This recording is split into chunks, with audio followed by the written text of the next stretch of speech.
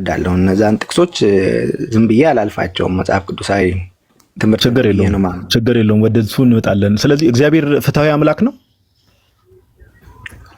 አዎ ፍትሃዊ አምላክ ነው። አንተው መዳንን እርግጠኛ ነህ? በክርስቶስ ኢየሱስ ላላችሁ የዘላለም ሕይወት እንዳላችሁ ታውቁ ዘንድ ይህን ጽፌላችኋለሁ ይላልና በክርስቶስ ኢየሱስ ስላለው ስላመንኩ የዘላለም ሕይወት እንዳለኝ አውቃለሁ። በክርስቶስ ኢየሱስ በማመኔ የዘላለም ወልድ ያለው ልጁ ያለው ሕይወት አለው ይላል። አሁን የማይገናኙ ነገሮችን ነው እያነሳ ያለው። ችግር የለውም ግን ሐሳቡ ላይ እናወራ። ስለዚህ አሁን በእናንተ በቃልዮቶች ትምህርት እኔ እስከማውቀው ድረስ እግዚአብሔር ፕሪዴስቲኔሽን ሁለት አይነት ሐሳቦች አሉ። ሲንግል ፕሪዴስቲኔሽን እና ደብል ፕሪዴስቲኔሽን የሚባል ነገር አለና እግዚአብሔር ሰዎች ሁሉ እንዲድኑ ይፈልጋል ብለህ ታስባለህ ነው? አዎ ሰዎች ሁሉ እንዲድኑ ይወዳል የሚል ጥቅስ አለ መጽሐፍ ቅዱስ። አንደኛ ጥቅስ አለ ሳይሆን ያንተን እምነት ነገር ቆይ፣ እግዚአብሔር ሰዎች ሁሉ እንዲድኑ ይፈልጋል? አዎ ሰዎች ሁሉ እንዲድኑ ይወዳል፣ መሻቱ ነው። መሻቱ ነው። ግን አት ዘ ሴም ታይም ደግሞ የሆኑ ሰዎች ብቻ እንዲድኑ ቀድሞ ወስኗል ለምትለኝ? አዎ የሚያምኑትን ሰዎች እምነት ለሁሉም አይሆንም ይላል መጽሐፍ ቅዱስ። እምነት ለሁሉም አይደለም። አይ ቆይ አንድ ጥቅስ ሌላ ጥቅስ ላይ አንሂድና ቆይ አንዴ ሐሳቦቹን ጎን ለጎን ናሆሚ ቆይ አንዴ ሐሳቦቹን ጎን ለጎን አብረን እንድናያቸው ነው። ኦኬ በደንብ ስሙ። ታች ያላችሁ ሰዎች ዞሮ ታች ላሉ ሰዎች ነው የምናወራው። ወንድማችን ምን ብሎኛል? እግዚአብሔር የሚድኑ ሰዎችን ቀድሞ ወስኗል ብሎኛል። ቀድሞ የተወሰኑ ግሩፖች አሉ። አንድ ኦኬ። አት ዘ ሴም ታይም ደግሞ ወንድማችንን ስጠይቀው ምን አለኝ? እግዚአብሔር ደግሞ ሰዎች ሁሉ እንዲድኑ ይወዳል። ይሄ አይጋጭም ወይ ነው ወንድማችን? የእግዚአብሔር ሐሳብ አስቀድሞ መወሰን አስቀድሞ መመረጥ ምናምን የምንለው ነገር የእግዚአብሔር ማይንድ ነው። እኛ የምንረዳው ነገር ነው ብዬ አላስብም። እኔም የምንረዳበትን ነው ነግረህ። የእግዚአብሔር ማይንድ ነው። የእግዚአብሔር ማይንድ እኔ ስለ እግዚአብሔር ማይንድ አይደለም እያወራሁ ያለሁት። ከእግዚአብሔር ባህሪ አንጻር እግዚአብሔር ሰዎች ሁሉ እንዲድኑ የሚፈልግ ከሆነ ለምን የሆኑ ግሩፖችን ለይቶ እንዲድኑ መረጣቸው?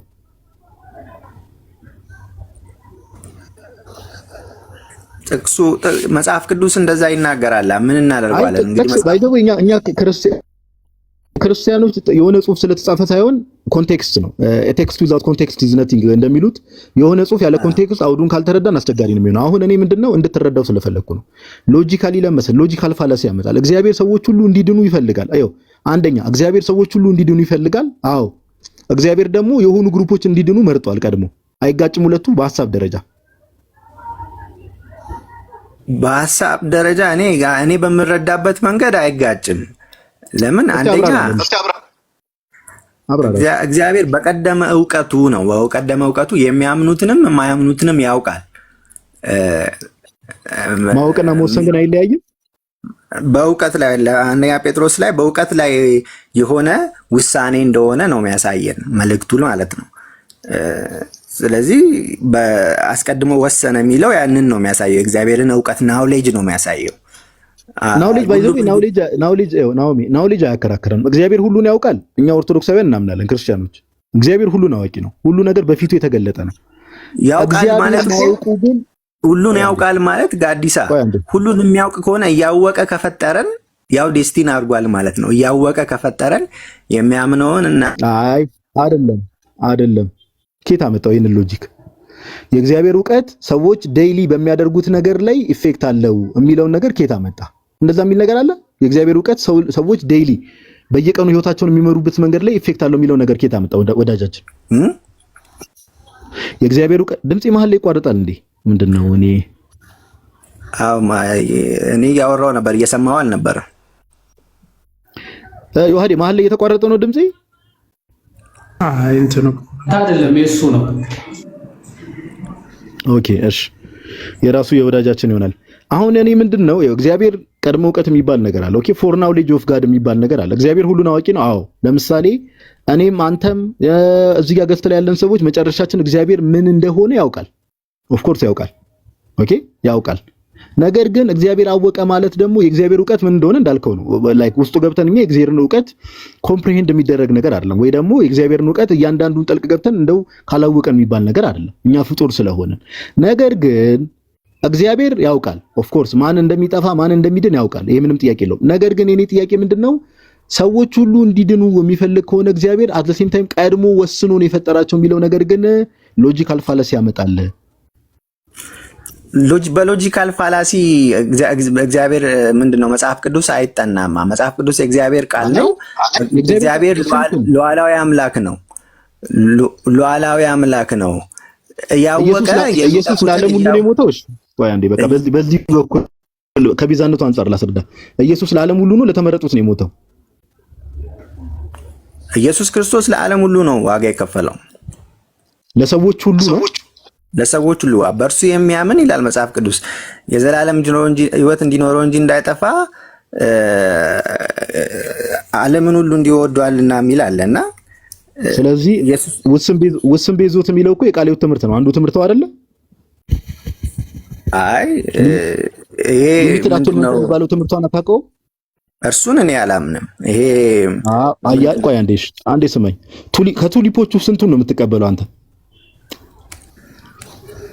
ከቱሊፖች ውስጥ ይሄ አሁን ሊሚትድ አቶንመንት የሚባለውን እኔ አልቀበልም። በጣም ጥሩ። እሺ አሁን ታች ያላችሁ ሰዎች ምን እያለኝ እንደሆነ ልንገራችሁ። አንዴ ማይክ ሚውት አድርግና ታች ያሉ ሰዎች ዋናው እነሱ ስለሆነ ቱሊፕ የሚባለውን ነገር ከዚህ በፊት በጣም ብዙ ጊዜ አይተናል አይደል? ኦኬ ቱሊፕ ማለት እነዚህ አብሪቬሽኖች አሉ፣ አምስቶቹ ማለት ነው። ቶታል ዲፕሪቪቲ አለ፣ አንኮንዲሽናል ኢሌክሽን አለ፣ ሊሚትድ አቶንመንት፣ ኢሪዚስብል ግሬስ እና ፕሪዘርቫንስ ኦፍ ሴንትስ የሚባል ነገር አለ። አሁን ወንድማችን አምልኮ ሄዶ የሚፈጽምባት ቸርቿ እንደ ቸርች ከነዛ ውስጥ ለምሳሌ ሊሚትድ አቶንመንትን ትቀበላለች። ሊሚትድ አቶንመንት ማለት ውስን ቤዞት የምንለው ምን ማለት ነው? ይሄም ክርስቶስ ለዓለም አልሞተም ለተመረጡት ነው የሞተው የሚለውን ትምህርት ቸርቿ እንደ ቸርች ትቀበላለች። ወንድማችን አሁን ግን እኔ ይሄን አልቀበለውም፣ ግን እስቲ ለዛ ሂጅ አምልኮ ፈጽማለሁ እያልከ ነው አይደል ናውሜ? አዎ ቤተ ክርስቲያኒቷም ድሮ የተመሰረተችውን ድሮ ያላትን እንትንና አሁን ያላት አንድ አይደለምና አብዛኞቹ እኔ የማውቃቸው ይሄንን አይቀበሉም። ስለዚህ አንተ ሙሉ ለሙሉ በእምነት ከማይመሳሰሉ ሰዎች ጋር ነው ሄደ። ቆይ አንዴ ነው። ስለዚህ አንተ አምልኮ ሄደ እየፈጸምክ ያለው በእምነት ከማይመሳሰሉ ሰዎች ጋር ነው ማለት ነው አይደል? ይሄ የሚያላይ ጉዳይ አይደለም። እቺ አብሬያቸው እንዳላመን ጉዳይ አይደለም እንዴ? ኢየሱስ ለዓለም አልሞተምና ለተመረጡት ሞቷል የሚለውን ይሄ የሚያላይ ጉዳይ አይደለም። ይሄ እኮ በጣም ትልቅ ትምህርት ነው ወዳጅ። አይ እኔ ይሄንን በጣም እንደ ትልቅ ኢሹ አድርጌ አልቆጥረውም። እንደ ትልቅ እንደሚያላይ አድርጌ አልቆጥረውም። አንድ ጥያቄ ልጠይቅህ። አንዴ ቆይ ሰማኝ። እንዴ ይሄ የሚያላይ ጉዳይ አይደለም ትለኛለህ እንዴ? አሁን አብረህ ሄደህ አምልኮ የምትፈጽማቸው ሰዎች ኢየሱስን መድኃኒዓለም ብሎ መጥራት ይችላሉ? ያለ መድኃኒት ብሎ መጥራት ይችላሉ? አዎ ኢየሱስ መድኃኒዓለም ያለ መድኃኒት እንለዋለን። እነሱ አንተን አይደለም ያልኩህ፣ እነርሱ ለተመረጡት ነው የሞተው ብለው የሚያምኑ ሰዎች እኔ እስከማውቀው እንግዲህ እስካሁን በዚህ የሚያምን ሰው አልገጠመኝም። እውነት ለመናገር ጋር አዲስ የሚያምን ሰው አልገጠመኝም።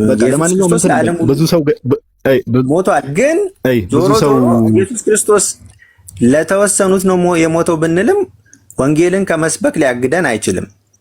ወንጌልን ከመመስከር ሊያግደን አሁን አንተና ለምሳሌ ስማኝ፣ አሁን አንተ ትምህርት ላይ ባይዘው ጋይስ ፕሮቴስታንቶች ትልቁ ችግር እዚህ ጋር ትምህርት በቃ ችግር የለውም። አንተም የፈለግከውን ብታምን እኔም የፈለግኩትን ልመን አብረን ወንጌል እንስበክ የሚባል ነገር አለ። እንዴ የሚባል ነገር የለም እንዴ። እነ ጳውሎስ የሰበኩት ስብከት የትኛው ስብከት ነው? ናሆሜ ኢየሱስ ለዓለም ሞቷል የሚለውን ስብከት ነው አይደል የሰበኩት? አዎ ለሚያምን ሁሉ መዳን እንደሚችል ነው መጽሐፍ ቅዱስ የሚናገረው። የሚያምን ሁሉ እንደሚድን ይናገራል። ስለዚህ እነ ጳውሎስ ሌሎች ሐዋርያት የሰበኩት ኢየሱስ ክርስቶስ ለዓለም እንደሞተ ከሰበኩ በኋላ መልሶ ደግሞ ጳውሎስ ምን ብሏል?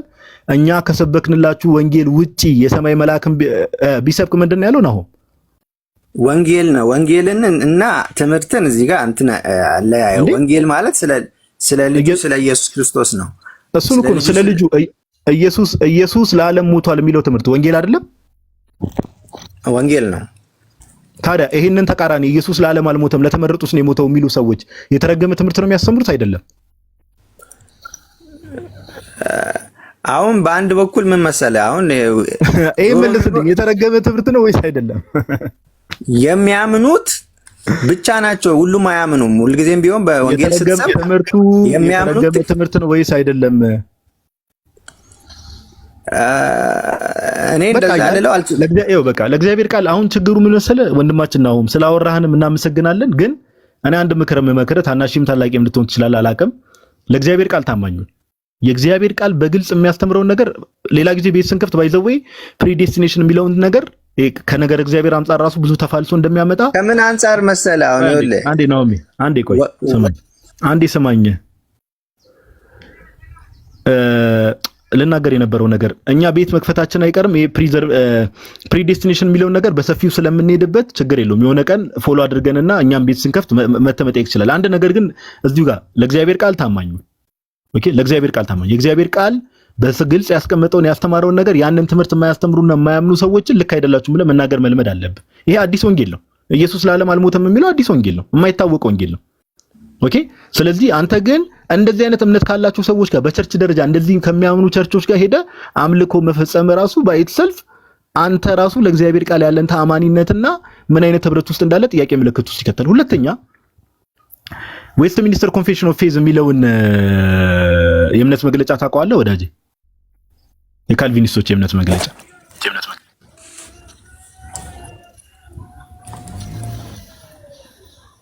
ነው። ሄሎ ሶሪ ተቋርጦ ነበር። አሁን ገና ነው የሰማሁት ድምጽን። እሺ ዌስትሚኒስተር ኮንፌሽን ኦፍ ፌዝ የሚለውን የእምነት መግለጫ ታውቀዋለህ?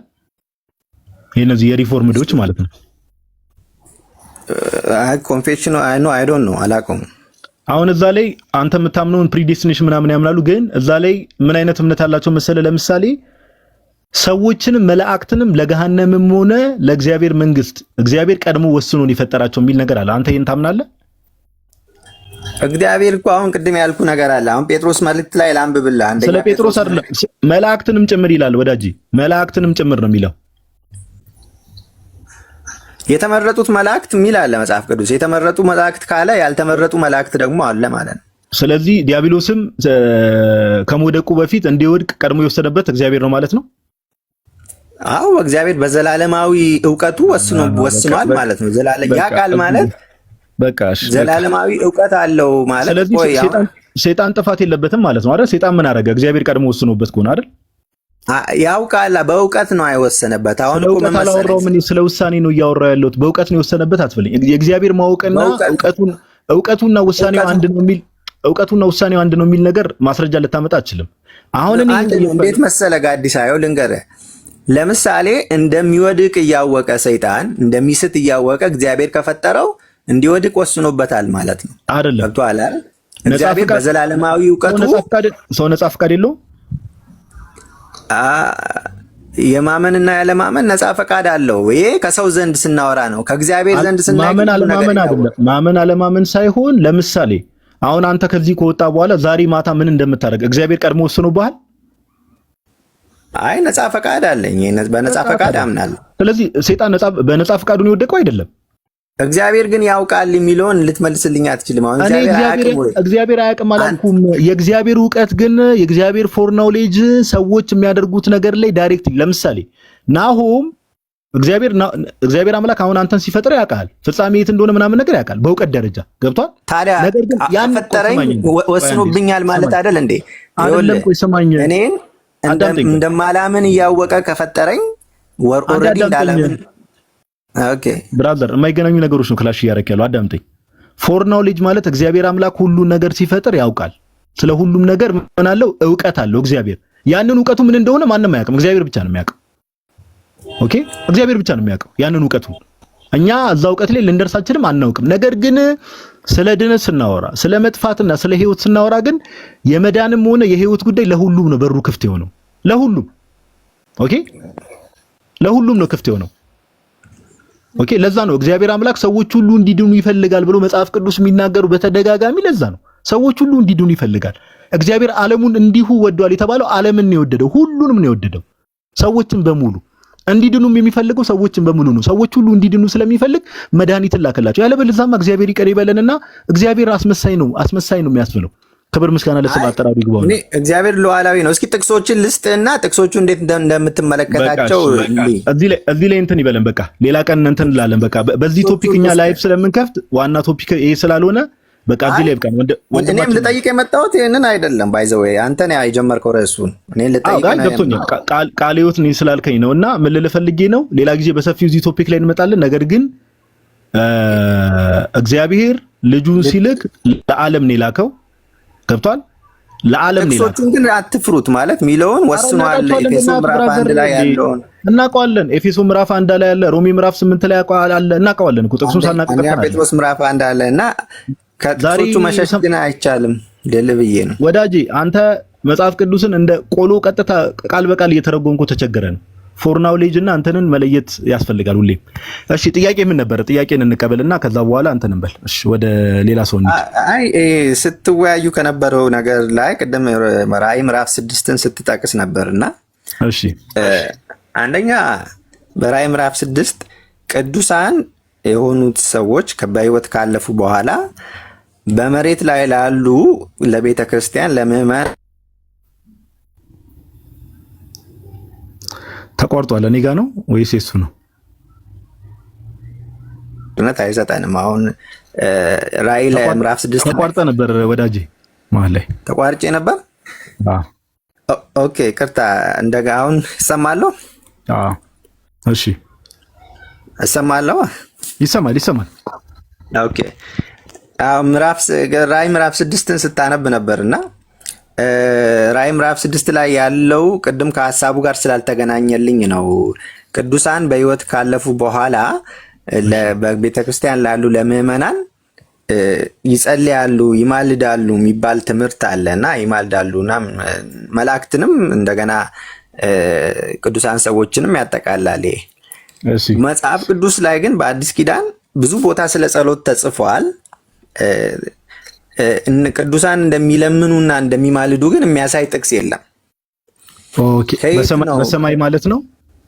አዎ ስለ ቅዱሳን እንደሚማልዱ እንደሚጸልዩ የሚያሳይ ምንም ጥቅስ የለም መጽሐፍ ቅዱስ አናገኝም። ይልቁንስ ዕብራውያን መልእክት ላይ በሰማያዊቷ ቤተ መቅደስ የሚያገለግለው ሊቀ ካህናት የሆነው እንደገና ስለኛ የሚማልደው ክርስቶስ እንደሆነ ተጽፏል።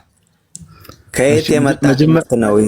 ኦኬ መጀመሪያ ወደ መጽሐፍ ቅዱሱ ከመምጣታችን በፊት መካነ ኢየሱስ ቤተክርስቲያኗ በሰማይ ያሉ ቅዱሳን ስለ ምድር ላይ ስላለችው ቤተክርስቲያን ይለምናሉ ብለው እንደሚያምኑ ታውቃለህ? እኔ አላውቅም። ይሄን እምነታቸው እንደዛ ነው። ባይዘው መካነ ኢየሱስ። ከዛ ባለፈ ማርቲን ሉተርን ታውቀዋለህ አይደል? የታድሶ አባት። ጆን ካልቪንን ታውቀዋለህ አይደል? ጆን ካልቪን አውቀዋለሁ። ጆን ካልቪንም ይሄን እንደሚያምን ታውቃለህ? አላውቅም። ስለዚህ መጀመሪያ ይሄን ሐሳብ እንትን ከማለት በፊት የእምነት አባቶች ራሱ የሚያምኑት እምነት ነው። በመጀመሪያ ደረጃ የእምነት አባቶች እነሱ ማመናቸው መጽሐፍ ቅዱሳዊ አያደርገውም። እኔ መጽሐፍ ቅዱሴን ነው ማምነው። ስለዚህ አሁን መካነ ኢየሱስ ቸርቿም ተሳስታለች። ኮንፊርም እያጠራን እንሂድና ከዛ ወደ መጽሐፍ ቅዱስ እንመጣለን። ቅዱሳን ይማልዳሉ ምትል ከሆነ መጽሐፍ ቅዱሳዊ መነሻ የላትም። አሁን እኔ መጽሐፍ ቅዱሳችን ላይ ስለዚህ ተሳስታለች፣ ቤተክርስቲያኗ ተሳስታለች። በጣም ጥሩ። የእምነት አባታችሁ ሉተርም ሆነ ኢንክሉዲንግ እነዚህ ማጀስትሪያል ሪፎርመርስ የሚባሉት ጆን ካልቪንን ጨምሮ ይሄን እምነት ያምኑ ነበር። ተሳስተዋል። እንደሚማልድ የተጻፈው ስለ ክርስቶስ ነው። ክርስቶስ ሁሉ ነው ደግሞ በሁሉ ነው የሚለው። ወይ ሲጀመር እኔ መረጃውን አላየውም። አንተን አይቻለሁ ያልከኝ። አይ መረጃው አለ፣ ችግር የለውም። ከፈለክ እናሳያለን። ማየት ፈልገህ ከሆነ አሁን አንድ ጥያቄ ልጠይቅ እዚሁ ጋር። ሉተር የታድሶን እንቅስቃሴ ሲጀምር በመንፈስ ቅዱስ ምሪት ነበር አይደል? ከካቶሊክ ቤተክርስቲያን ሲወጣ የታድሶን እንቅስቃሴ የጀመረው? አዎ ብዬ አምናለሁ። አዎ እውቀቱ ፍጹም አልነበረም። ሉተር የሚያምነው እኔ ማላምነው ብዙ ነገር አለ። ፍጹምነቱን ተው። ስለዚህ መንፈስ ቅዱስ ከካቶሊክ ቤተክርስቲያን ሲወጣ በመንፈስ ቅዱስ ተመርቶ ከሆነ የታድሶ እንቅስቃሴን የጀመረው ይሄንን እምነት መንፈስ ቅዱስ ሲግለጥለት አይግለጥለት በምን አወቅ? የተጻፈ ከሉተር በፊት እኮ ሉተር እኮ ወንጌልን ነው ያነሳው። ሮሜና ገላትያን አነበበ። እነዚህንም ትምህርቶች አስተምሯል። እምነት ብቻ ጸጋ ብቻ አለ። አይ ሉተር እምነት ብቻ ሲል ለምሳሌ ከአንተ ጋር የሰማይና የምድር ልዩነት ነው ያለው። ለማንኛውም ቆይ አሁን ሌላ ቶፒክ ውስጥ እንዳንገባ ይሄንን አሁን ያልኩን ትምህርት ሉተር እንደተሳሳ መንፈስ ቅዱስ ይግለጥለት አይግለጥለት በምን አወቅ? መንፈስ ቅዱስ ከቃሉ ጋር አይጋጭም። መንፈስ ቅዱስና ቃሉ አንድ ናቸው። መጽሐፍ ቅዱስ ላይ በሰማይ ያሉ ቅዱሳን ልመና አያቀርቡም የሚል አለ። በሰማይ እንደሚማልድልን ስለ ክርስቶስ ተጽፏል። ሁለት ቦታ በግልጽ ሌሎቹ አይማልዱም። ቆይ ስለ ክርስቶስም እንመጣለን። እዛ ውስጥ አትቀላቅለው። የክርስቶስ ከሚዲዬሽን አንጻር ነው። ኦኬ ከቤዛነቱ አንጻር የሚነገር ነገር አትቀላቀል። ቅዱሳን በሰማይ ቆይ አንዴ በሰማይ ቅዱሳን ምልጃ አያቀርቡም የሚል ጥቅስ አለ መጽሐፍ ቅዱስ ላይ። አያቀርቡም ማለት አያስፈልገውም። ለመጽሐፍ ቅዱስ አንድ ጊዜ ለሰው ልጅ የሚል አለ ወይ ወዳጄ? ወይ ልመጣልህ እኮ ነው። አያደርጉም የሚል አለ ወይስ የለም? እንደሚያደርጉም እንደማያደርጉም አልተጻፈም። ስለዚህ የለም አያደርጉም የሚል አይደል? የሚያደርገው ግን ክርስቶስ ኢየሱስ እንደሆነ ተጽፏል። አረ ፋላሲያት ስራ ወዳጄ፣ እኔ ስለ ክርስቶስ ኢየሱስ አላወራሁም። ተረጋጋ። ቆይ ቅዱሳን አይማልዱም የሚል ጠቅሳለሁ ወይ መጽሐፍ ቅዱስ ላይ? ክርስቶስ ይማልዳል ብሎ ከጻፈ አይማልዱም፣ እነዛን ሌሎቹ የተቀሩት እንደማይማልዱ ማሳያ ይሆናል። ክርስቶስ ይማልዳል ካለ ስንት አማላጅ ነው ያለው አሁን ባለንበት? አንድ አማላጅ ነው ያለው። በጣም ጥሩ። አንድ አማላጅ ስትል የትም ቦታ አይደል? አሁን ባለንበትም የትም ቦታ ብትሄድ አንድ አማላጅ ነው ያለው አይደል? በሰውና በእግዚአብሔር መካከል ያለው መካከለኛው አንድ ነው፣ እርሱም ሰው የሆነው ክርስቶስ ኢየሱስ ነው ይላል። መካከለኛው ሌላ አማላጅ የለም። በቃ አንድ ብቻ ነው፣ እሱም ሰው የሆነው ክርስቶስ ነው የሚለው። ሌላ አማላጅ የለም ወይ ነው ጥያቄ? የለም። ሮሜ ምዕራፍ 8 ቁጥር 26 ላይ መንፈስ ቅዱስ እንደሚማልድ ይናገራል መጽሐፍ ቅዱስ። መንፈስ ቅዱስማ በእኛ ውስጥ ሆኖ ነው የሚማልደው፣ በእኛ ውስጥ ሆኖ በእኛ ውስጥ እንድንጸልይ። ስለዚህ መንፈስ ቅዱስ ቆይ አንዴ፣ መንፈስ ቅዱስ ሌላ አማላጅ ነው ከክርስቶስ ውጪ? መንፈስ ቅዱስ እንዴት አውዱን አንብበው፣ አውዱን እንዴት እንደምንጸልይ አውዱን አትበለኝ ብራዘር። መንፈስ ቅዱስ እንዴት ሮሜ ምዕራፍ 8 ቁጥር 26 ላይ መንፈስ ቅዱስ እንደሚማልድ ተናግሯል። ከክርስቶስ ውጪ ሌላ አማላጅ ነው መንፈስ ቅዱስ? መንፈስ ቅዱስ ይማልዳል የሚለው ምንም ጥያቄ የለውም፣ አምናለሁ። ስለዚህ ከኢየሱስ ውጪ ሌላ አማላጅ ነው መንፈስ ቅዱስ?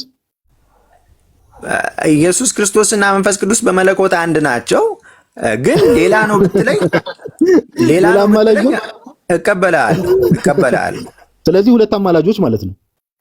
መንፈስ ቅዱስ ስለኛ ይማልዳል፣ ክርስቶስ ስለኛ ይማልዳል። እውነት ነው። ስለዚህ ሁለት አማላጅ ሆነ ማለት ነው። አማላጆቹ ሁለት ሆኑ። አዎ በእኛ ውስጥ ሆኖ እኔ በእኛ ውስጥ ሆነ በእኛ ውጪ ሆነ አይደለም ሐሳቤ። ሁለት አማላጆች ሆኑ አይደል? ጀለስ ድምፁ መሀል ላይ ይቋርጣል። ወኔ ላይ ሆነን እኮ ያቀዘቅዘናል። ችግሩ እሱ ነው። ሶሪ ኔትወርክ የተቆራረጠ ነው። ሶሪ። ኦኬ። ስለዚህ ሁለት አማላጆች ሆኑ አይደል? አዎ ምንም ችግር የለውም ሁለት መሆኑ። እሺ አሁን ቅድም ጋይስ በደንብ ስሙ። አንድ አማላጅ ብቻ ነው የነበረው የሚለው ትምህርት ፈረሰ ማለት ነው። ፈረሰና አሁን ደግሞ ከፍ አደረግን፣ እያየን እናሻሽላለን። ሁለት ሆኑ። አሁን ስንት ሆኑ? ሁለት ሆኑ። ችግር የለውም። ከሰዎች ጋር ያገናኘው መስሎኝ ነው። ከቅዱሳን ጋር ልታገናኘው መስሎኝ ነው። አንድ ብቻ ነው ስትለኝ አዎ ያልኩ እንጂ የመንፈስ ቅዱስ መልጃ ጠፍቶኝ አይደለም። ከቅዱሳን ጋር ልታገናኘው ነው ብዬ። ችግር የለውም ብሮስኪ ተይ በቃ። የሚከታተለ ሰው በደንብ አስተውሏል። ኦኬ። እንግዲህ እግዚአብሔርን አንደኛ ጢሞቴዎስ ምዕራፍ 2 ላይ እንግዲህ እግዚአብሔርን በመምሰልና በጭምትነት ሁሉ ጸጥና ዝግ ብለን እንድንኖር ልመናና ጸሎት መልጃም ምስጋናም ስለ ሰዎች ሁሉና ስለ ነገስታት ስለ መኳንንትም ሁሉ እንዲደረጉ ከሁሉ በፊት እመክራለሁ ይላል ጳውሎስ። ምን እንዲደረግ? መልጃም እንዲቀርብ አይደል እያለ ያለው? ልመናና ጸሎት መልጃም አይደል? ጸልዩን። እነዚህ መልጃ የሚያቀርቡ ሰዎች አማላጅ ይባላሉ አይባሉ? ይህ በምድር ላይ እኮ ነው እንድንጸልይ እኮ ነው እየተነገረን ያለን። ኦኬ። ስለዚህ አሁን ባለንበት ጊዜ ነው። ቅድም እንዳትረሳ፣ ቅድም ስጠይቀ አሁን ነው ያልኩ። ስለዚህ ምድር ላይም ደግሞ ሌሎች አማላጆች አሉ ማለት ነው። እኛ ማላጆች አማላጆች ሳይሆኑ ማላጆች። በምድር ላይ ጸልዩ ተብለናል። ጸልዩ ነው። ምልጃ ምስጋና አቅርቡ ማልዱላቸው። በአንተ ጸሎት ለምሳሌ እግዚአብሔር እኔን ይቅር ቢለኝ፣ በአንተ ጸሎት እግዚአብሔር እኔን ይቅር ሊለኝ ይችላል አይችልም? በእኔ ጸሎት አንተን ምሕረት ሊያደርግልህ ይችላል። ልክ ነው። ጳውሎስ በእግዚአብሔር ዘንድ አማላጅ ሆንከኝ ወይስ አልሆንከኝም? አዎ ማልጄልሃለሁ። እውነት ነው። ስንከኝ አልሆንከኝም?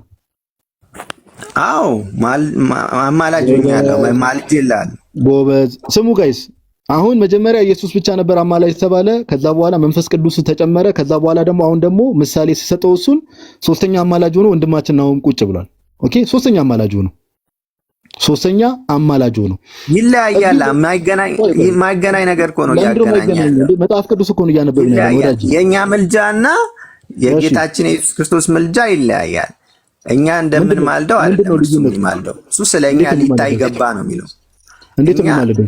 እኛ እንድንጸልይ ለሌሎች ሰዎች ሁሉ በምድር ላይ ላሉ ሰዎች ሁሉ እንድንጸልይ እንድንማልድላቸው መጽሐፍ ቅዱስ ያዘናል። ግልጽ ነው፣ ምንም ጥያቄ የለውም። የእርሱስ ከኛ በምንድን ነው ይባላል ካልከኝ፣ አዎ ምልጃ ይባላል።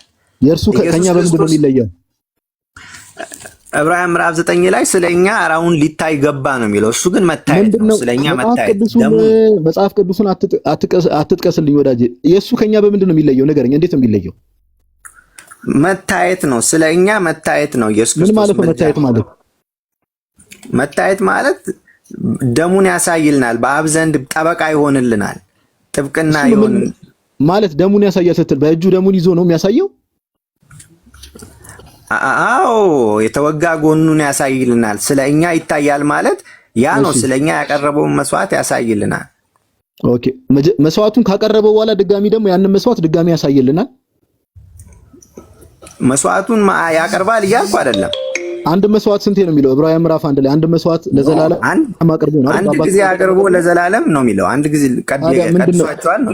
ኬታ መጣ ታዲያ? አንድ መስዋዕት ለዘላለም አቀረበ ከተባለ አንድን መስዋዕቱን ለዘላለም ያቀረበው እሱንም ደግሞ መስቀል ላይ ሆኖ ነው ያቀረበው። ኬታ አምጥተ ነው ድጋሚ ደም ይዞ ድጋሚ ይታይልናል በየቀኑ የምትለው? ኬታ ያመጣው ትምህርት ነው። ይታይልናል ይላል ዕብራውያን ምዕራፍ 9 ላይ።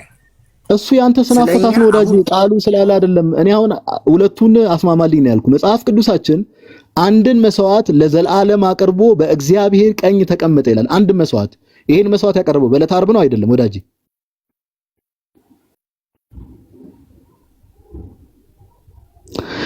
ይብቃው መሰለኝ። ዮሐዴ ወይ ቀጥሉ እናንተ። በቃ ኔትወርክ ማለት ነው እያለ ብዙ ነገር አወራን። ዮሐዴ መቀጠል የምፈልግ ከሆነ ቀጥል ፓፓ። እኔ ብዙ አወራን። እንትን ሆነ እኮ ውሃ ቅዳ ውሃ መልስ ሆነ። መጀመሪያ ከሱ በቃ ክርስቶስ ስላለ ሌላ ምንም አያስፈልግም የሚል ሐሳብ ነበር ሲያነሳ ነበር። ከዛ መንፈስ ቅዱስ፣ ከዛ ሰዎች ሁሉ ጭራሽ ጸሎት ምልጃ ያደርጋሉ የሚል ሐሳብ አነሳ። ስለዚህ በሰማይ ምን መሰለ ዮሐዴ፣ በሰማይ ላለው ምልጃ ነው ኢየሱስ ብቻ ያልኩት። በሰማይ የሚማልደው ኢየሱስ ክርስቶስ ብቻ ነው። ቅዱሳን የሚል የለም። ሌሎች መላእክት ስማ መጀመሪያ እስኪ ወዳጃችን፣ ኔትወርክ የማይሰራ ከሆነ እንትን ማለት ነው የሚሆነው፣ መደራረብ ምናምን ይሆናል። የሚሰማ ከሆነ ግን መጀመሪያ ያልከው ምንም በቃ ከክርስቶስ ውጪ የለም ነበር ያልከው አይደል ብለህ ነበረ። የኔ በሰማይ ነው፣ በሰማይ ከክርስቶስ ውጪ ስለኛ የሚማልድ የለም ነው የኔ አባባል። እንደዛ የሚል አለ። የሚማልደው ስለኛ የሚማልደው ኢየሱስ ክርስቶስ ነው ይላል። ከሱ ውጪ በሰማይ ከሱ ውጪ። ቆይ አንዴ ስማ መጀመሪያ፣ ዝም ብለህ ለማውራት ሳይሆን የምጠይቅህን ስማ መጀመሪያ።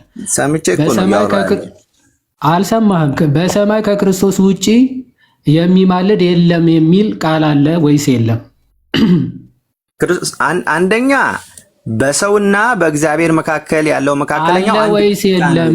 እባክህ የምትጠየቀውን ስማ እስኪ። አለ ብቻ ነው ይላል። እኔ ጴንጤቆስጤ ነኝ። ላግዘው ጥቅስ ልስጥህ። አዎ ጥቅስ አለ።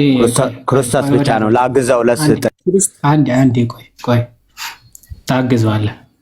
ናሆም አለ ወይስ የለም? ክርስቶስ ብቻ ነው፣ ሌሎች አሉ የሚል የለም። ክርስቶስ ብቻ ነው። እንደዛ የሚል አለ ወይስ የለም? አማርኛ ነው እንዴ ችግር? ቆይ አማርኛ ትሰማለህ አይደለ? ወደ የነገርኩህ እኮ ነው። ክርስቶስ ብቻ ነው ከሱ ውጪ የለም አልኩህ እኮ። የሚል አለ ወይ? አንተማ እያልክ እኮ ነው ከቅድም ጀምሮ እኮ ደጋግመህ አልከን። ያንተ ወሬማ እንደ ወሬ ሰማን።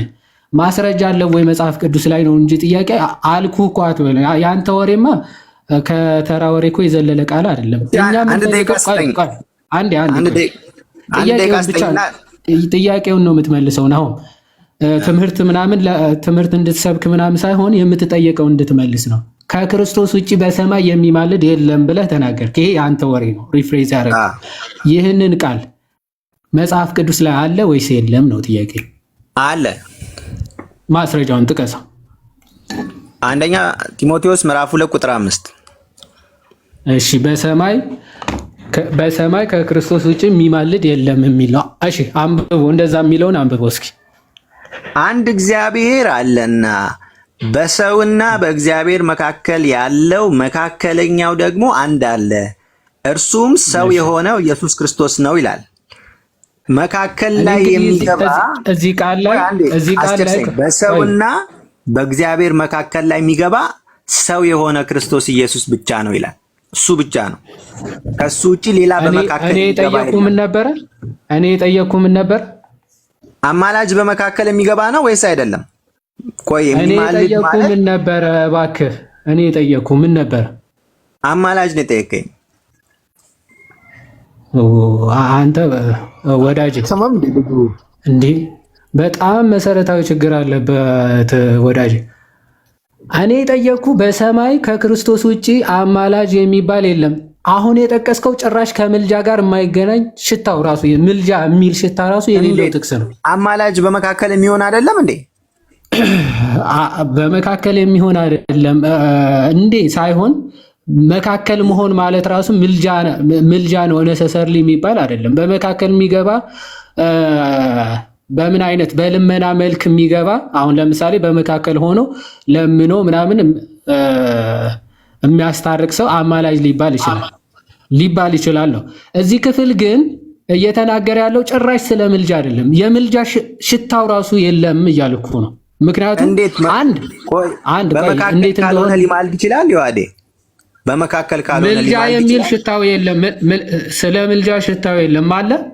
አንዴ ትልቁ በመካከል ካልሆነ በስተቀር ሊማልድ ይችላል ወይ ነው የኔ ጥያቄ። በመካከል ካልሆነ ሊማልድ ይችላል እንዴ? በእግዚአብሔርና በሰው መካከል ካልሆነ እንዴት ሊማልድ ይችላል?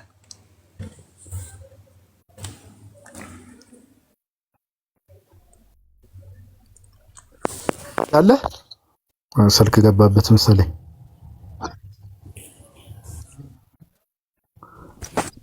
እስቲ መሲና ተመልሳለሽ?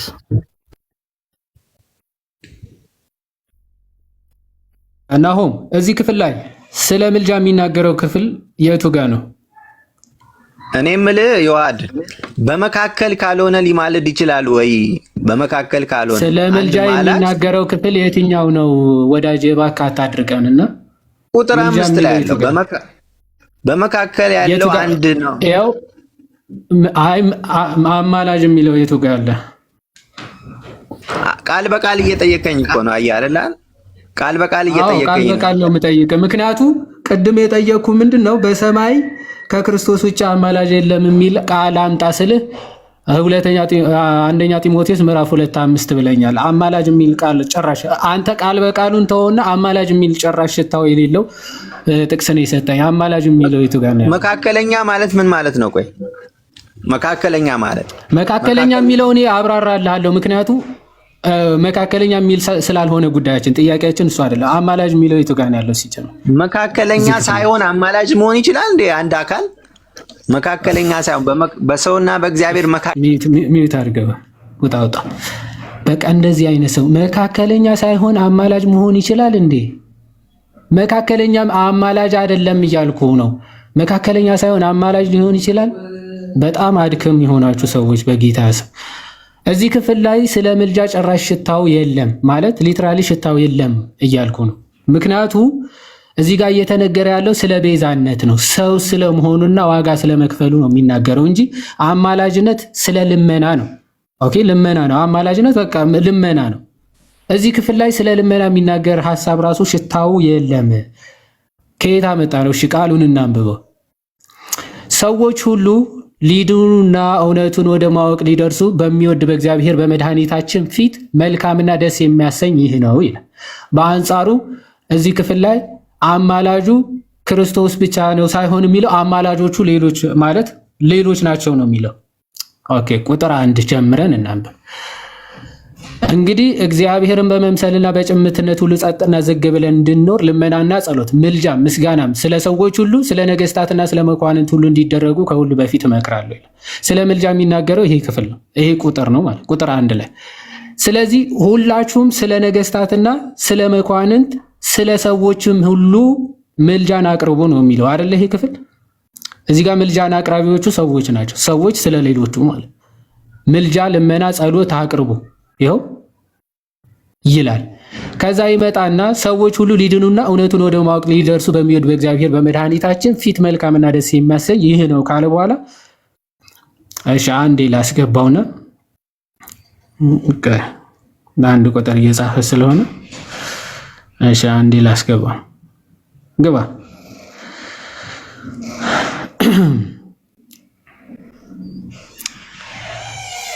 እሺ አሁን በስትክክል የምጠይቅህን እየሰማህ የምትመልስ ከሆነ አሁን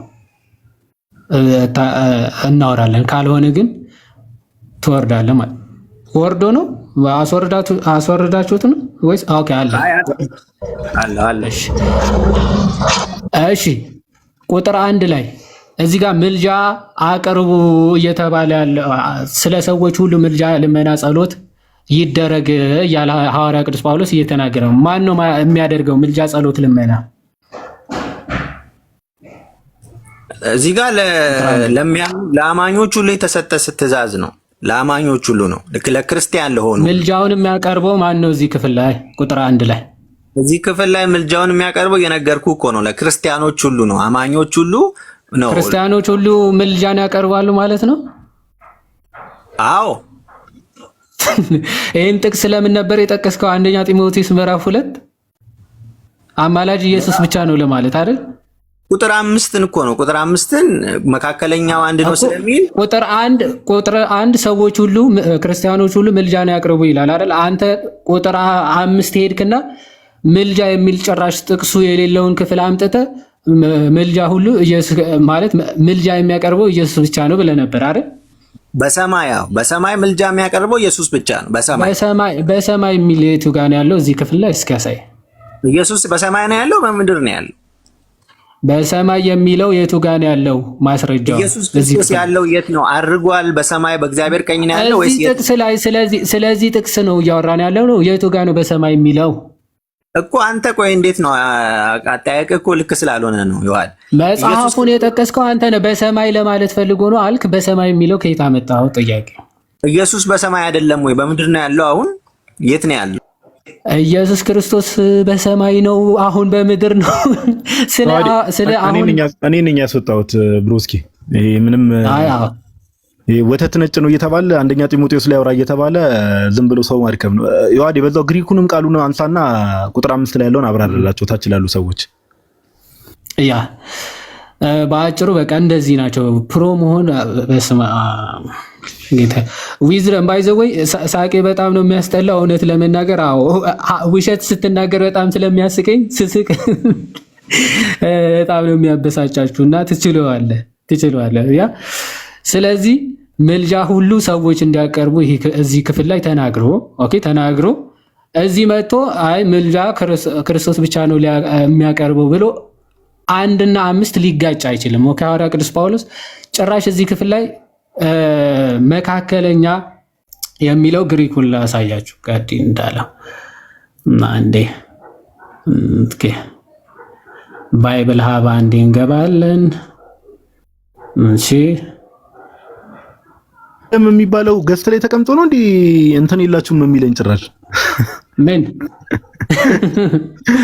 ስርዓት የላችሁም። እኔ ደግሞ መልሼ ጆሮ የላችሁም ብዬ መለስኩለት። ገስት ላይ ደቅ ያለ ሰው ነው ታውቃለህ? ቁጭ ያለ ሰው እኮ ነው። ቆይ እስኪ ዊዝደም የግሪኩ ቃል ምን እንደሚል ታውቀዋለህ? አንደኛ ጢሞቴዎስ ምዕራፍ 2:5 መካከለኛ የሚለው ማይክን ክፈተው። በኮሜንት ከምጽፍ ገስት ላይ ስለሆን የግሪኩ ቃል ምንድን ነው የሚለው? ኧረ ኔትወርክ ዊዝደም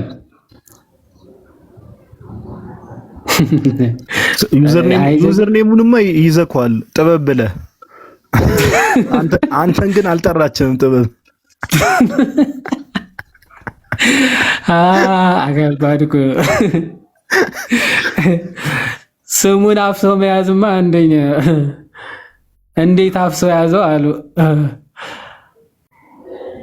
እሺ ኦኬ መካከለኛ የሚለው ባይዘው ቅዱስ ዮሐንስ አፈወርቅ እንዴት እንደሚፈታው በዛውም እናየዋለን። ኦኬ እዚህ ጋር የሚታያችሁ ከሆነ እሺ ይታያችኋል። ሜሲቴስ ይላል። ሜሲቲስ ይላል። ኦኬ ሜሲቴስ ይላል የግሪኩ ቃል። ሜሲቴስ ማለት መካከለኛ ወይም ደግሞ መካከለኛ የሚለው ቃል የገባው ሜሲቴስ ነው። ናት ኢንቱካኖ። ኢንቱካኖ ከሆነ አማላጅ ወይም ምልጃ የሚለው ቃል ለሚጠቀመው ግሪኩ ሜሲቴስ ሳይሆን ኢንቲኳኖ የሚለው የግሪክ ቃል ነው የሚጠቀሙ። መካከለኛ ማለት ምን ማለት ነው? ልክ እዚህ ክፍል ላይ እንደሚናገረው there is one God ኦኬ the father አይደል? አንድ እግዚአብሔር አለ። ኦኬ በሰውና በእግዚአብሔርና በሰው መካከል ደግሞ አንድ መካከለኛ አለ ይልና በደንብዩ አንድ እግዚአብሔር አለና በእግዚአብሔርና በሰው መካከል ደግሞ ያለው መካከለኛ አንድ ነው፣ እርሱም ሰው የሆነ ክርስቶስ ኢየሱስ ነው ይላል። ሰው የሆነ አሁን እግዚአብሔር ለምሳሌ አብና መንፈስ ቅዱስን ስንመለከት ኦኬ በመለኮት እግዚአብሔር ብቻ ነው፣ ሰው አልሆነም ማለት ነው። እኛ ሰዎች ደግሞ ምንድነን? ሰዎች ብቻ ነን። ኦኬ አምላክም አይደለንም ማለት ሰው ብቻ ነን። ኦኬ ወይም ደግሞ ሩቅ ብእሲ ብቻ ነን። እግዚአብሔር አብ ደግሞ መለኮት ብቻ ነው እንጂ ሰው አልሆነም ማለት። ኢየሱስ ክርስቶስ ወይም ደግሞ ወልድ ኢየሱስ ክርስቶስ ግን ሰው የሆነ አምላክ ነው ማለት። ምክንያቱም አይታችሁታል ምንድነው? እርሱም ሰው የሆነ ክርስቶስ ኢየሱስ ነው። መካከለኛ ማለት የሁለቱም ባህሪያት አዋህዶ አንድ የሆነ እሱ ነው ማለት ነው። የሁለቱም ባህሪያት ምን አዋህዶ አንድ የሆነ ከሰውም ከመለኮትም አዋህዶ አንድ የሆነ መካከለኛ እርሱ ብቻ ነው። ኦኬ ሌላ መልአክ፣ ቅዱሳን፣ ጻድቃን ወይም ደግሞ አብ መካከለኛ አይደለም። ሰውነትን ከመለኮትን ያዋሃደ ብቸኛ ኢየሱስ ክርስቶስ ነው። ለምንድን ነው ሰው የሆነው? ክርስቶስ መለኮቱ ከሰውነቱ ጋር አዋህዶ ሰው የሆነው ለምንድን ነው የሚለው ሲናገር እዛው ቁጥር 6 ይናገራል። ሊለምን ሊጸልይ ነው አይደለም። ራሱንም ለሁሉ ቤዛ ሰጠ፣ ይህንም በገዛ ዘመኑ ምስክርነቱ ነበረ። ለብዙዎች ቤዛ ሊሆን ደም ዋጋ ለመክፈል ክርስቶስ ኢየሱስ ሰው ሆኗል ማለት መካከለኛ ሆነው ኦኬ በሰውና በእግዚአብሔር መካከል የነበረውን የጥል ግድግዳ ለማፍረስ ኦኬ መለኮትነት የባህሪው የሆነ እሱ የሰውን ባህሪ ገንዘብ አድርጎ ከሁለቱም ወይም ደግሞ ከመለኮትም ከሰውነትም የተዋሃደ አንድ አካል አንድ ባህሪ ሆነ ክርስቶስ። ስለዚህ ቤዛ ሆኖ ስለ ብዙዎች ቤዛ ሆኖ ራሱን አሳልፎ ሰጠ። በዛ በቤዛነቱ ደግሞ በእግዚአብሔርና በሰው መካከል እርቅን፣ ሰላምን አመጣ ማለት ኦኬ ሰላምን አመጣ። ይህ በገዛ ዘመኑ ሁሉ ምስክርነቱ ነበረ ይላል። እኔም ለዚህ ነገር አዋጅ ነጋሪና ሐዋርያ በእምነትና በእውነትም የአሕዛብ አስተማሪ ለመሆን ተሾምኩ። እውነት እናገራለሁ አልዋሽም። ኦኬ ስለዚህ ወደዚህ እውነት ወደዚህ መዳን እንዲመጡ ደግሞ ሐዋርያ ቅዱስ ጳውሎስ ምን እያለ ነው? ሐዋርያና አስተማሪ ሆኜ ተልኬያለሁ። ይህንን እውነት እንዲቀበሉ፣ ይህንን መድኃኒት እንዲቀበሉ፣ ሰው የሆነው አምላክ እንዲቀበሉ ተልኬያለሁ ብሎ ሐዋርያ ቅዱስ ጳውሎስ እየተናገረ እንጂ ክርስቶስ ይለምናል እያለ ነው በጭራሽ። ዋጋ ከፍሎላችኋል፣ የደም ዋጋ ተከፍሎላችኋል፣ ሰው ሆኖ ዋጋ ከፍሎላችኋል የሚል ሐሳብ ነው የሚናገር። ይሄ መካከለኛ የሚለው ከምን አንጻር ነው? ከቤዛነቱ አንጻር፣ ሰው ከመሆኑ አንጻር የተነገረ።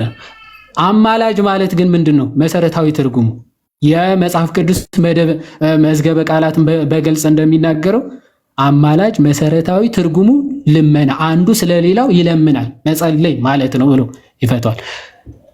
ኦኬ አንዱ ስለሌላው መለመን መጸለይ ብሎ ይናገራል። ክርስቶስ ቤዛ ሊሆን መድኃኒት ሊሆን እንጂ ሊጸልይ ሊለምን አይደለም ሰው የሆነው ማለት ኦን ፐርፐስ። ከዚህ አንጻር የሚታይ ነው መካከለኛ ማለት። ምናልባት ኮሜንታሪው ማሳየት ከተፈለገ ማሳየት ይቻላል፣ ግን የቅዱስ ዮሐንስ አፈወርቅ የዚህ ማብራሪያ ተመልከቱ።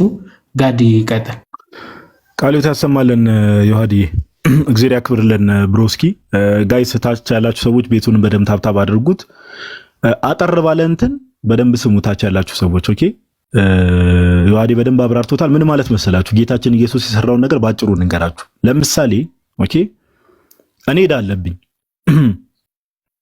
አለብኝ 100 ብር አለብኝ። ለምሳሌ የኔ አበዳሪ ማን ነው? ተሜ ነው። ለምሳሌ በደንብ አዳምጡ እሺ። ታች ያላችሁ ሰዎች ቆይ አንዴ ኮሜንቱን ኦፍ ላድርግ። ይሄ በጣም ቀላል ምሳሌ ስለሆነ ጌታችን ኢየሱስ ክርስቶስ ሰዎች ይሄ በቤዛነቱ ማስታረቅ የሚባል ነገርና በልመና ማስታረቅ የሚደበላልቅባቸው ለዚህ ነው። እኔ 100 ብር አለብኝ። አበዳሪ ማን ነው? ተሜ ነው። ተሜ 100 ብር ለኔ አበድሮኛል። ኦኬ እኔ ከተሜ 100 ብር ተበድሬያለሁ። እኔ ለተሜ መክፈል አልችልም። ዮሐድ መጣና በደንብ አስተውሉ። እኔ 100 ብር አለብኝ። ተሜ ለኔ 100 ብር አበድሯል። ዮሐድ መጣና ተሜን እባክህ ጋዲን እንደው በቃ 100 ብሩን ተውለት፣ እባክህ ጋዲን 100 ብሩን ተውለት ብሎ ቢለምነው ከዛ ተሜ ያንን 100 ብር ቢተውልኝ ዮሐድ ምን አደረገ? በልመና ነው ያስታረቀው። በልመና አስታረቀን ይባላል። ኦኬ በቃ ዮሐድ ሄዶ ተሜን እባክህ ጋዲን 100 ብሩን ተውለት ብሎ ለምኖት ተሜሽ ቢለው በልመና አስታረቀን ይባላል። ነገር ግን በሌላ መልኩ ደግሞ እኔ 100 ብር አለብኝ ተሜ 100 ብር አበድሩኛል። ዮሐድ መጣና ግን ተሜን ምን አለው? እንካ 100 ብርህን ቢለው ይኸው እንካ 100 ብርህን ብሎ ለተሜ ቢሰጠው በልመና አይደለም በቤዛነቱ ነው ያስታረቀው። ኦኬ ዋጋ ከፍሎ ነው። ዋጋ ከፍሎ ነው ነፃ ወጣኝ ማለት ነው። ዋጋ ከፍሎ ነው። ስለዚህ ለክርስቶስ ኢየሱስ ስንናገር ለዛ እኮ ነው መጽሐፍ ቅዱስ ላይ እንዴ በደም ተገዝታችኋል የሚባለው የተከፈለ ነገር ስላለን። ኦኬ ለዕዳችን ለነበረብን ዕዳ የተከፈለ አለ። ምን ደም ነው የተከፈለው? ክርስቶስ ኢየሱስ አስታራቂያችን ነው ስንል ከዚህ አንፃር ነው። ኦኬ የማስታረቁ ስራ የቤዛነቱ ስራ ከዚህ አንፃር ነው። እና ይሄ በጣም ቀለል ባለ መልኩ አሁን ያድም እንዳሳያችሁ የግሪኩን ቃል አንደኛ ጢሞቴዎስ ምዕራፍ 2 ላይ ያለው ሜሲቴስ የሚል ቃል ነው ያለው። እሱም አስታራቂ ማለት ነው። በቃ አለቀ። አስታራቂ ማለት ነው። ኦኬ እና ከዛ አንፃር ነው ነገሩን የምንመለከተው ለማለት ያክል ነው። አሁን እዚህ ጋር ገስት ላይ ነበር አንድ ልጅ ነበር፣ ብትመለስ ደስ ይለናል ወንድማችን። ቀደም ማይክ አብርተህ እኔ ጴንጤቆስጣል ነኝ ያልከው ወዳጃችን አንዴ ብትመለስ ደስ ይለናል። ቀደም ኮሜንት ላይ ብዙ ነገር ስትጽፍ አይቼ ነበርና ተመለስ፣ አንድ ቁጥር ጻፍና ማስረጃ ሳያለው ብለ ብዙ ነገር እንትን ስትል ስለነበር ቆይ እስቲ ታች ካለም ልሳበው። ወዴት ሄድክ ወዳጃችን? ገስት ላይ ነበርከው ወዳጃችን።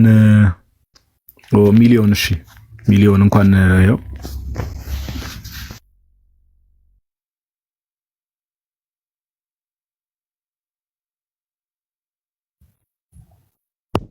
እሺ ሚሊዮን እንኳን ደህና መጣ። ደህና ቆይ ወንድሜ። እግዚአብሔር ይመስገን እኔ በጣም ደህና ነኝ። ጴንጤቆስጣል ነኝ አልከኝ? አዎ እናንተ እንደምትሉት ጴንጤ ነኝ፣ ግን የክርስቶስ ሳብ ነኝ። አዎ የምን የክርስቶስ ተከታይ ነኝ። አዎ ጴንጤ ሆኖ የክርስቶስ ተከታይ አናውቅም። እሺ ችግር የለውም። ወደ ሐሳቡ እንሂድ። ወንድማችን ሚሊዮን ወደ ኢየሱስ ትጸልያለህ? አዎ። ምን ብለህ ነው የምትጸልየው? ማለት አይ ምን ብለህ ነው የምትጸልየው? ወደ ኢየሱስ ብዙ አይነት ጸሎት ነው ያለውና አገልጋይ ክርስቶስ አገልጋይ ስለሆንኩት በብዙ ነገር እጸልያለሁኝና 20 ዓመት ነኝ በጌታ። አንተ አሁን ጸሎት ስትጠይቅን ምን አይነት ጸሎት ማለት ነው? ስለራሴ ማረኝ ይቅር በለኝ ትለዋለህ ኢየሱስን? አዎ የንዛዜ ማለት ነው። የንስሐ አይ እሱን እኮ ነው ጌታ ኢየሱስ ጸሎት ነው። አዎ ጌታ ኢየሱስ ሆይ ማረኝ ይቅር በለኝ ብለህ ትጸልያለህ? አዎ በቀን ባረኩበት በሚያውቀውና በማያውቀው አዎ ጸልያለሁ። በጣም ጥሩ። እሺ ቀን በቀን ክርስቶስ ኢየሱስን ማረኝ ይቅር በለኝ የምትል ከሆነ ኃጢአትን ይቅር ማለት የመማር ስልጣን አለው ማለት ነው አይደል? ክርስቶስ አዎ። ስለምንድን ነው ታዲያ የሚያማልደህ? ራሱ ኃጢአትን ይቅር ማለት አንተም እሱን ቀጥታ ማረኝ ይቅር በለኝ ብለህ ወደሱ የምትጸልይ ከሆነ ስለምንድን ነው ምልጃውን የሚያቀርበው? እኔ ስለሱ ስለምን በሱም ነው የሚለምነውና እሱ አማላጅ ስለሆነ እሱ አስታራቂ ነው። አይደለም ይቅር በለኝ ማረኝ የሚለውን ነገር ጌታችን ኢየሱስን ቀጥታ ጠይቀዋለሁ አልከኝ አይደል? ማረኝ ይቅር በለኝ ብለህ አሁን ቀጥታ ስጠይቀው በስላሴ ታምናለህ አይደል? ለምን የክርስቶስ ሮል እንትን ታርገዋለህ? እኔ ሮሉን አጥፍቼው አይደለም እየጠየቅኩ ያለሁት ምንድነው ቀጥታ ጌታችን ኢየሱስ ቀጥታ እኔ አሁን ወደ ላይ የወጣሁት ጥያቄ ስትጠይቀን ልመልስልህ ሳይሆን ክርስቶስ አማላጅ እንደሆነ በመጽሐፍ ቅዱስ ከአንተ ጋር ዲቤት ላድርግ ነው የወጣሁት። ክርስቶስ አማላጅ ነው። ስለዚህ ጋይስ ታች ያላችሁ ሰዎች እሺ ችግር የለውም እናወራለን። ወዳጄ ታች ያላችሁ ሰዎች አንድ ነገር አስተውሉ። ወዳጃችን ምን እያለን ነው? ጌታችን ኢየሱስን ቀጥታ ራሱኑ ማረኝ ይቅር በለኝ ብሎ ይጸልያል። አት ሴም ታይም ደግሞ ምን እያለን ነው? አይ መልሼ ደግሞ እርሱ አማላጅ ነው እላለው እያለ ነው። እሺ ኢየሱስ ያማልዳል ስትል ምን ማለት ነው? አዎ ማለት አንተ እሺ ኢየሱስ ያማልዳል ሲል ኢንተርሲድን ያደርጋል። ኢንተርሲድን ማለት ልክ እንደ አንተ ወደ ቨርጅን ሜሪ ፕሬይ ስታደርግ ኢንተርሲድ ኤንድ ፕሬይ ፎር አስ እንደምትለው ልክ እንደሱ ማለት ነው። እኔ አሁን ኢየሱስ ይማልዳል ስትል በሰማይ አብን ይሄን አድርግላቸው እያለ ይለምናል እያልከኝ ነው? ስለሱ አልገባንም። በሱ ብንገባ በደሙ ነው ወይስ ይታያል የሚለው ሌላ የተለያየ ደግሞ ይለምናል። አዎ ግልጽ ላድርግልህ በሮሜ 8:34 ያለው በቀኝ አባት ሆኖ ያማልዳል ይለምናል። እሱን እኮ ያማልዳል ስትል ኦር ይለምናል ስትል አባት ሆይ ይሄን አድርግላቸው እያለ ነው የሚጠይቀው ነው ጥያቄ። ለምን አመልስልኝ ወዳጄ? እሺ መልስ ልስጥህ በቃለ አምላክ። እሺ ወንጌል ዮሐንስ 14:16 አለ። ከትንሣኤ በኋላ ከመስቀል በኋላ እኔ ለአባቴ ለምናለሁኝና እሱ ደግሞ ሌላ መንፈስ ቅዱስ አጽናኝ ይልካል ብሎ ተናግሯል። እሱ እኮ ታዲያ አሁን ከምትለው ጋር አይገናኝም። መንፈስ ቅዱስን እኮ ይልክላቸዋል አለ። መንፈስ ቅዱስ ደግሞ ጌታችን ኢየሱስ ከአባቱ ዘንድ መንፈስ ቅዱስን ደግሞ አፍስሶልናል። ኦልሬዲ የሐዋርያት ሥራ ምዕራፍ 2 ላይ ወዳጅ የማይገናኝ ነገር ማን አገናኛል? እሺ እንዴት ብሎ እንደሚገናኝ እሺ ልንገርህ። ክርስቶስ እንደሚለምን ወደ አባቱ ተጽፏል አይደል? ቆይ አንዴ ስማኝ። በዚያን ቀን ስለ እናንተ አለምንም ብሎ ጌታ በግልጽ ተናግሯል። ዮሐንስ ወንጌል ምዕራፍ 16 ላይ አስፈላጊ ከሆነ ነገር ግን አሁን ያነሳው ጥቅስ ለመማር እስከመጣ ድረስ ኦኬ መንፈስ ቅዱስን እንዲሰጣችሁ ብሎ ጌታ ኢየሱስ ተናግሯል። አዎ መንፈስ ቅዱስ መች ነው በአማኞች ወይ በቤተክርስቲያን ላይ የወረደው? ወዳጃችን ሚሊዮን የሐዋርያት ሥራ ምዕራፍ 2:4 ቁጥር። ስለዚህ ኦልሬዲ ሀፕን ያደረገ አክሽን ነው አይደል? ግን ከሱ በፊት ነው እንዴ መንፈስ ቅዱስን እንዲሰጣችሁ ለምናሉ አይደል? ሆነዋል። በአሁን ስንናገር ሆነዋል። ጎበዝ ለሆነ ነገር አሁን ምሳሌ አታምጣ። እኔን ሐሳባኝን ከሆነ ወዳጄ ኦልሬዲ ሀፕን ያደረገ ነገር ነው። አሁን ሚሊዮን ምን እናደርጋለን መሰለ? ሮሜ ምዕራፍ 8 ቁጥር 34 ላይ ያለውን የግሪኩን ቃል ታውቀዋለህ? ስለኛ የሚማልደው የሚለው የግሪኩን ቃል ታውቀዋለህ ወዳጄ? አዎ በእንግሊሽ ኢንተርሲድን ይላል። በግሪክ ደግሞ አሁን የተናገርከው አልነበረም? ኢንተኩነ ይላል። ኢንቶካኖ ማለት የግሪክ ሌክሲከኑን ወይ ዲክሽነሪውን ተመልክተህ ከሆነ ቀጥታ ቱ ፕሬይ ነው የመጀመሪያ ትርጉሙ። ታውቀዋለህ? ፕሬይ ይላል። ወደ እንግሊሽ ኢንተርሲድን ሲመጣ ደግሞ በሌላ ሰው ማጸለይ ይላል።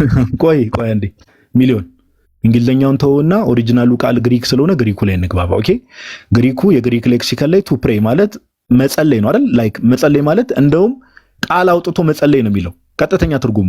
ቃል አውጥቶ የመጸለይ እንዲያደርግላቸው እያሉ የመጸለይ። ስለዚህ ኢየሱስ በሰማይ ዛሬ አባት ሆይ እንዲያደርግላቸው እያለ ልመናን፣ ይሄ ኦራል የሆነ ልመናን ያቀርባል ነው እያልከኝ ያለው?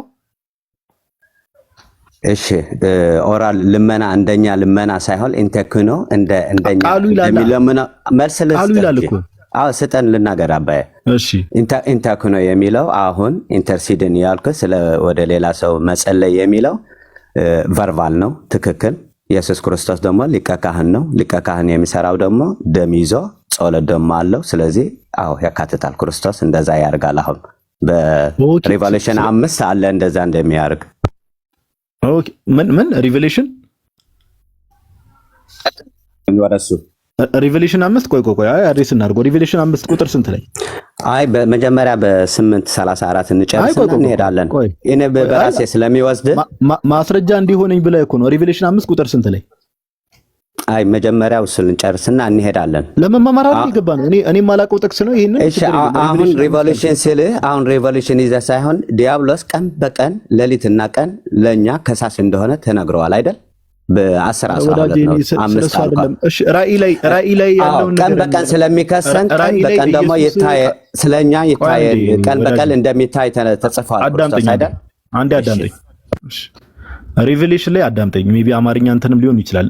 ራእይ ላይ አሁን ሪቪሌሽን ራእይ ምዕራፍ 5 ላይ አልከኝ መሀል ራእይ ምዕራፍ 5 ላይ ኢየሱስ ቃል አውጥቶ እንደሚጸልይ ማስረጃ አለ። ራእይ ምዕራፍ 5 ላይ 8:34 እንናገርና ወደዚያ እንሄዳለን። ዲያብሎስ ቀን በቀን የሚከሰው ማለት ነው። እሱ ደግሞ እኛ ስለ ሰይጣን አይደለም ሐሳባችን። አንድ ጥያቄ ትጠይቀኝ ያለህና ከዛ ምን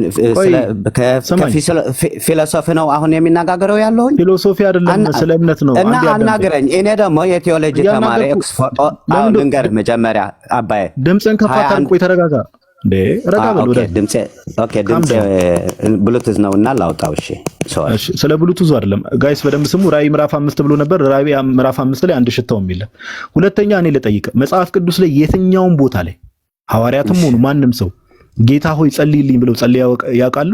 ይሄን ጠይቅልኝ ከአባተ ብለው ጠይቀውት ያውቃሉ? አላሉም። እሱ በራሱ ግን ጌታ አለ በራሱ ጌታ። ቆይ በቃ ታች ላሉ ሰዎች ነው ባይዘው አንተም ያዘው ጋይስ። ሁለተኛ ስሙ። ሁለተኛ ላይ አንድም ቦታ መጽሐፍ ቅዱስ ላይ ሐዋርያትም ሆኑ ለምሳሌ ከሐዋርያት ቅዱስ እስጢፋኖስ ቀጥታ ጌታችን ኢየሱስን ለምኖታል። ጌታ ኢየሱስ ሆይ ይህን ኃጢአት አትቁጠርባቸው ነፍሴን ተቀበል ብሎ ቀጥታ ኦኬ ቀጥታ። ሁለተኛ ኢየሱስ ክርስቶስ ኃጢአትን ይቅር የሚል ሊቀ ካህን ነው ወይስ ኃጢአትን ይቅር የሚያስብል ሊቀ ካህን ነው? ሚሊዮን ኢየሱስ ክርስቶስ ፍጹም አምላክ ፍጹም ሰው ስለሆነ እስከ መዳን በር የሚዘጋ አማላጅ ሳይሆን አዳኒ ነው። ፈራጅ ሳይሆን አዳኒ ነው። የሚፈርድበት በሩ ሲዘጋ ሲመለስ ነው። ጥያቄን ስማው። ኢየሱስ ክርስቶስ ኃጢአትን ይቅር የሚያስብል ሊቀ ካህን ነው ወይስ ኃጢአትን ይቅር የሚል ሊቀ ካህን ነው? በፍጹም ሰው ከሆነ ኃጢአት ስለ ኢየሱስ ነው እያወራን ያለነው። ፍጹም ሰው ከሆነ አትበለኝ። ስለ ኢየሱስ ነው እያወራን። ፍጹም ሰው ፍጹም አምላክ ሆነው አባዬ መጀመሪያው ስማኝና አንተ የምታምነው ሳይሆን እኔ የሚያምነው በቀልቄዶን የቀልቄዶን ጉባኤን ቆይ አንድ ሚዩት አድርጌያለሁ። የምጠይቀን ጥያቄ ስማኝ። ኢየሱስ ክርስቶስን ሁለት ቦታ አትከፋፍለው። ሊቀ ካህን ብዬ ስናገር ሲጀምር ስለ ክርስቶስ ኢየሱስ ፍጹም አምላክ ፍጹም ሰው ስለሆነው ስለ አንዱ ጌታ ነው እያወራሁ ያለሁት። አሁን ስማኝ። ኢየሱስ ክርስቶስ ይቅር የሚል ሊቀ ካህን ነው ወይስ ይቅር የሚያስብል ሊቀ ካህን ነው?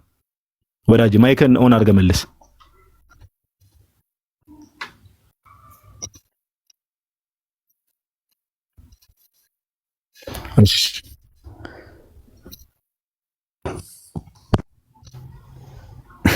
እኔ ከፋፍላችሁ ጨረሳችሁት። እሺ ቁጥር 17 ላይ እኔ የሚቀበለው አንድ 1% ቱ ኔቸር ስለ እሺ ዕብራውያን ምዕራፍ 2 ቁጥር 17ን አንብበው። የፈለኩት ሮሜ 8:34 ነው። በሱ ተነጋግረን ወደ ዕብራውያን ስንመጣ አይሻልም? ያመጣውልን አሁን ያልከው ነገር ላይ መጽሐፍ ቅዱሱ ምን እንደሚል 17ን አንብበው። አሁን የኔ ጥያቄ ልትመልስ ነው ያወጣህን ወደ ላይ ወይስ ምን ላድርግ? እና አማላጅ እንደሆነ ላሳይህና መልስልኝ ጥያቄ ማለት ነው። የእግዚአብሔር ቃል እኮ ነው። ለምን እንደምፈራው አንብበው። ምን ፈርቻ አይደለሁም። ጥያቄ ግን ስትመልስ እንደ ፊሎሶፊ ሆነ ስለቀረብክኝ ነው አባዬ። ስለ ፊሎሶፊ አይደለም። አንብበው። ይሄው መጽሐፍ ቅዱስ ከፍቼላለሁ። ዕብራውያን ምዕራፍ 2 ቁጥር 17ን አንብበው ወዳጄ። እሺ ይሄው ከፍቼላለሁ ካሜራ ላይ አንብብልኝ አባዬ፣ በደንብ ስለማይታይ ወይ ደግሞ በመጽሐፍ ቅዱስ ላይ አንብብልህ። ስለዚህ የሕዝብን ኃጢአት ለማስተሰረይ ለእግዚአብሔር በሆነው ነገር ሁሉ የሚምርና የታመነ ሊቀ ካህናት ይላል አይደል? አዎ ትክክል። ምን የሚል ነው? ምን የሚል ነው? እንዳንበብከው አባዬ እንዳነበብከው። አረ በእግዚአብሔር እኔ የሚገቡ ሰዎች ለምን እንደው በቃ ይሄ ወይ ለመማማርም ወይ ለምንም አይደለም የሚገቡትና እንደው እሺ ለማንኛውም ጋይስ ታች ያላችሁ ሰዎች አሁን መጀመርታ ተረጋጋና እንደዛ ከሆነ ከሌላ ሰው ቀይረኝና እኔ የፈለኩት መጀመሪያው አዳምጥ ፌር አድርገው። እሺ አዳምጥ ብራዘር፣ ይቅርታ አድርግልኝና እኔ ሰው መናቄም አይደለም። ይሄ መጽሐፍ ቅዱስ ተከፍቶ ለአንብብ ስትባልም ጋይስ ታች ያላችሁ ሰዎች አስተውሉ። የሚምር ሊቀ ካህን ነው ጌታችን ኢየሱስ። ኦኬ የሚምር ሁሉን ነገር ማናቸውንም ነገር በስሜ ኦኬ ማናቸውንም ነገር በስሜ ብትጠይቁ ምን አለ? እኔ አደርገዋለሁ ብሏል ጌታ። ሌላ አካል መጠየቅ አያስፈልጉም። ጌታችን ፍጹም አምላክ ፍጹም ሰው የሆነው ጌታችን ኢየሱስ ራሱ ነው እኔ ያለው። ያ ፍጹም አምላክ ፍጹም ሰው የሆነው ጌታችን ኢየሱስ ማናቸውንም ነገር ብትለምኑ እኔ አደርገዋለሁ ነው እንጂ አባቴ እንዲያደርገው እጠይቅላችኋለሁ አላለም። የለም መጽሐፍ ቅዱስ እንደዛ የሚል ሽታውም የለም። አባቴ እንዲያደርግ እጠይቀዋለሁ አላለም። እንድታውቁ ኦኬ። መጽሐፍ ቅዱስ ነው እዚህ ጋር እያነበብን ያለነው መጽሐፍ ቅዱስ ስለሆነ ለመጽሐፍ ቅዱስ መታመን ያስፈልጋል። አሁን አንተ ግን ወንድማችን ሚሊዮን ኢየሱስ ቃል አውጥቶ አብን እንዲህ ብሎ ይጠይቀዋል ይለምነዋል የሚለውን ማስረጃ ስጠን።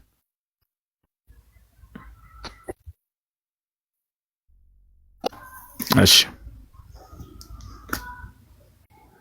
ዛሬ ነው እያልን ያረነው። እሺ ስለ ዛሬ ኢየሱስ ቃል አውጥቶ ዛሬ ባለንበትም ሰዓት አብን እንዲያደርግላቸው እያለ ይጠይቀዋል የሚለውን ነው ማስረጃ የምትሰጠን። እሺ 14:16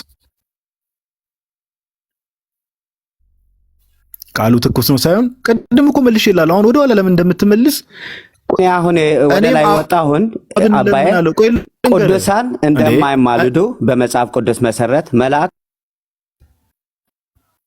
እሺ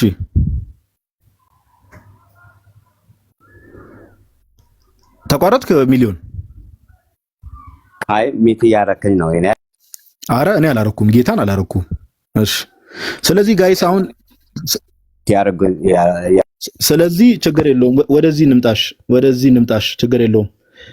ጋይስ እንግዲህ ተመልክታችኋል። አሁን ኢየሱስ ክርስቶስ ዛሬ ቃል አውጥቶ ይለምናል ምናምን የሚለው ነገር መጽሐፍ ቅዱስ ላይ ትምህርቱ ሽታውም ስለሌለ ወደ መላእክት ገብተናል አሁን። እሺ ችግር የለውም። ትንቢተ ዘካርያስን አውጣው። እሺ ሚሊዮን መጽሐፍ ቅዱስ አጠገብ አለ?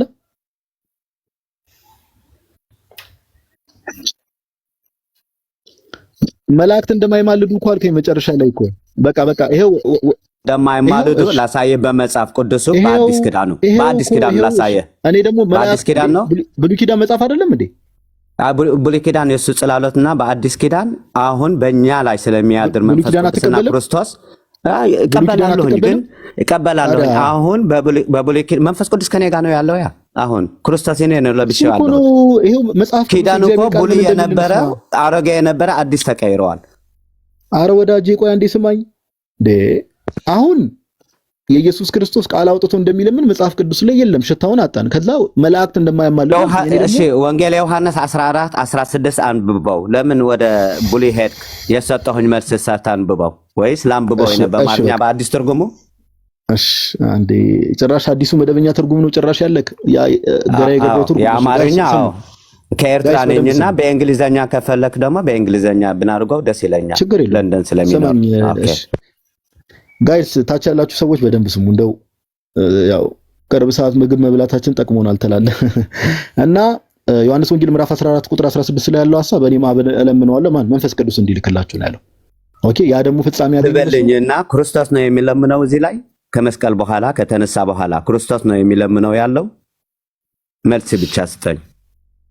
እዚህ ላይ የሚለምነው ያለው ክርስቶስ ነው። ይሄን ንግግር የተናገረው ጌታችን ኢየሱስ ከሞት ከተነሳ በኋላ ነው። አዎ የሚሆነው ያለው ከመነሳቱ በኋላ ነው። እሱ ወደ አባቱ ሲሄድ መንፈስ ቅዱስ የወረደው ፍጻሜ አግኝቷል አላገኘም? አግኝቷል። የሐዋርያት ሥራ 2:4 በእኛ ደግሞ ዛሬ ይሆናል። ቤተክርስቲያን ላይ እኮ መንፈስ ቅዱስ ስለመውረዱን እየተናገረ ያለው ጌታ። እሺ ቆይሽ ና እሺ ችግር የለም ቀለል ላድርግልህ። ኧረ ና አንብቦሽ ዮሐንስ 16:26 አንብብ። በዚያም ቀን በስሜ ትለምናላችሁ አለ አይደል ጌታ ሚሊዮን። እኔም ስለናንተ አብን እንድለምን የሚላችሁ አይደለሁም አለ አይደል? ተቀበልም በኋላ አያስፈልግም እውነት።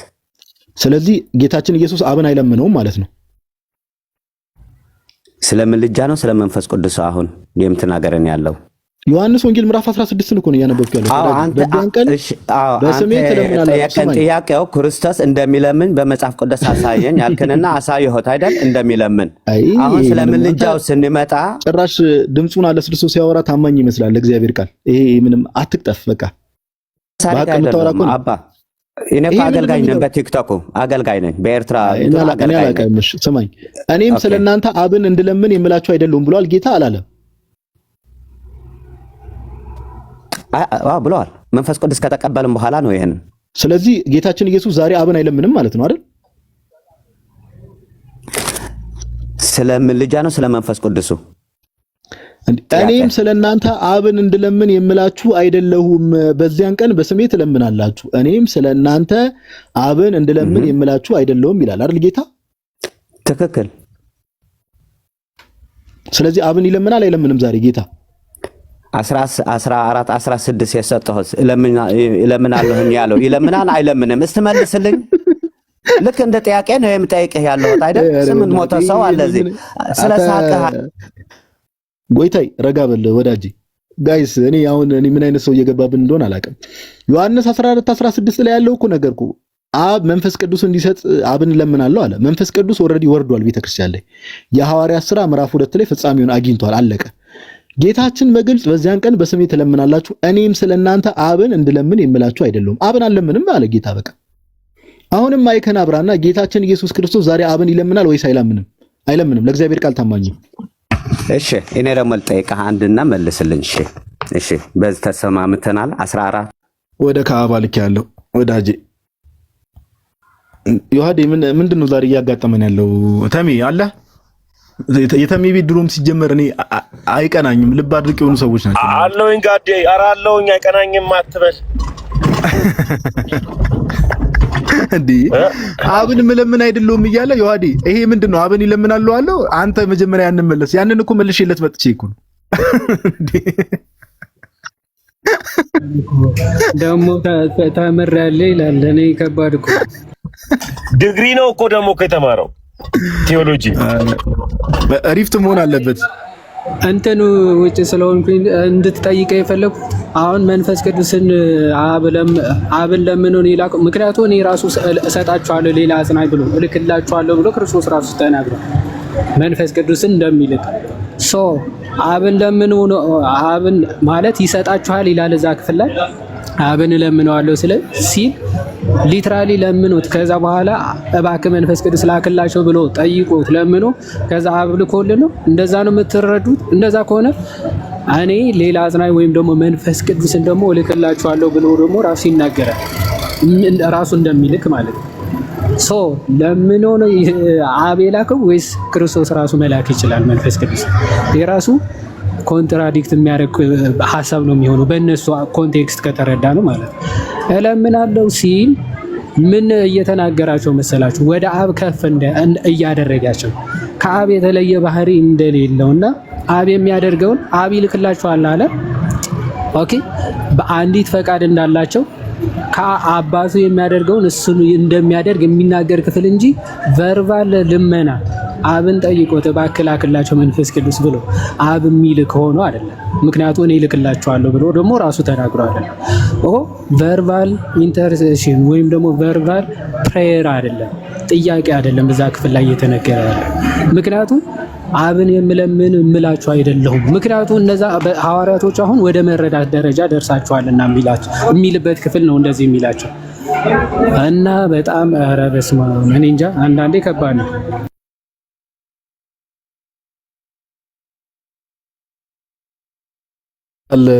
ታማኝ መሆን የሚፈልግ ሰው ካለ መግባት ይችላል። ለእግዚአብሔር ቃል ታማኝ የሚሆን እንደው ዝም ብሎ ልብ ማድረግ አይደለም።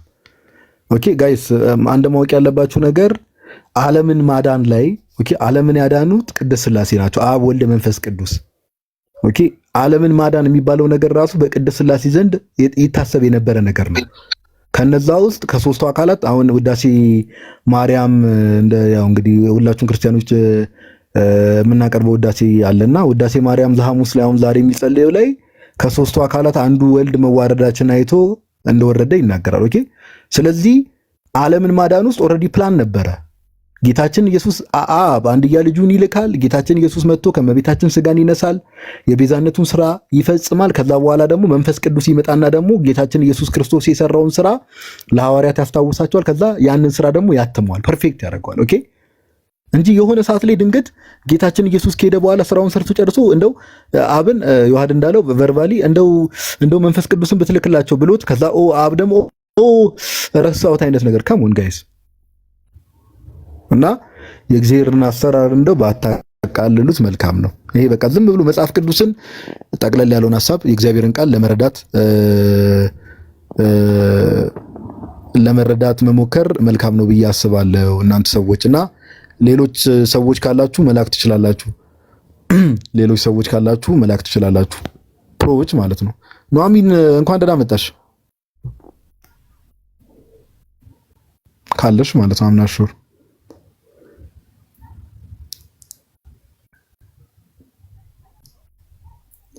የለችም መሰለኝ። እሺ ሰው ከሌለ በዛብሎን ወይ ሰላም በሉን።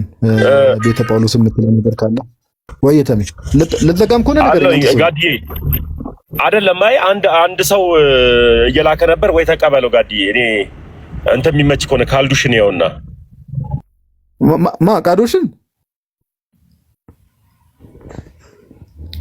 ቃዶሽን ባለው ነው። እባክህ በሕግ አምላክ እሱን ነው ካልዱሽ ያለው። ኤሊ ዛሬ ቅድም የሆነ ዩዘርኔም የዋደ ኢትዮጵያ ብሎ አነበበ፣ ዝም አለው።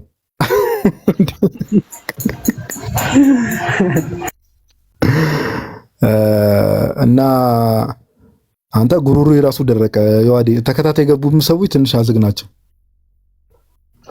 አሁንማ ኦን ፐርፐዝ ሆን ብለው የሚደርቁ ምናምን ራሱ ይመስላል። እውነት ለመናገር እንዴ ቀጥታ መመለስ የሚያምኑትን ነገር መመለስ ማለት በጣም ከባድ ነው።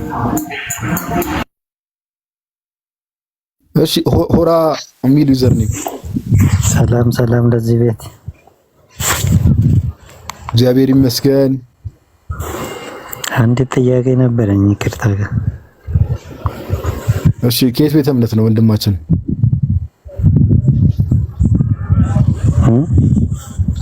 ከየት ቤተ እምነት ነህ? ምን አማኝ ነህ? ኦርቶዶክስ ነኝ። ኦኬ እሺ በቃ ከገባ አይቀር ጥያቄን አቅርብና የምንችለው ከሆነ አድሬስ እናደርገዋለን ወዳጅ። እሺ ቀጥል። የሆነ ቦታ ላይ ጥያቄ ተጠይቆ መልስ ሲሰጥበት ነበረና አጋጣሚ በመከላከያ ውስጥ ሙስሊሞች እንዴት ነው መስገድ አይፈቀድም ምናምን ብሎ ጠየቁትና መስገድ ካልቻላችሁ እናንተ ሙስሊም አትባሉም ተብሎ ሲመለስላችሁ ነበር። መቼም ሰራዊት ሳይኖር ሙስሊምም ክርስቲያንም አይኖርም እና በክርስትናስ እንዴት ነው ይሄ ነገር?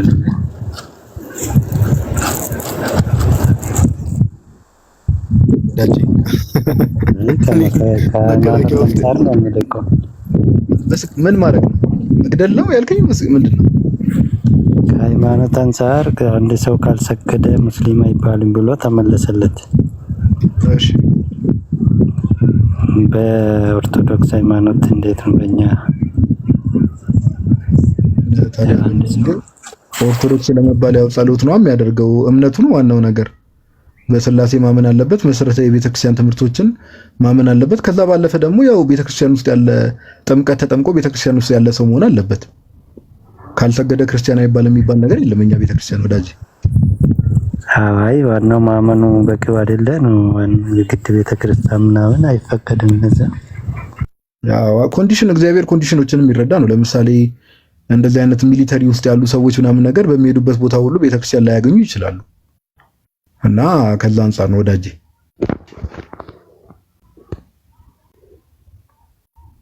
ከይን ለመጠየቅ ነው።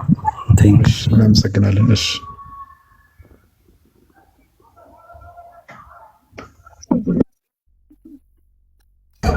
ብሮስኪ ዳዲዬ ወይ ነው አሚን ምን አልሽ?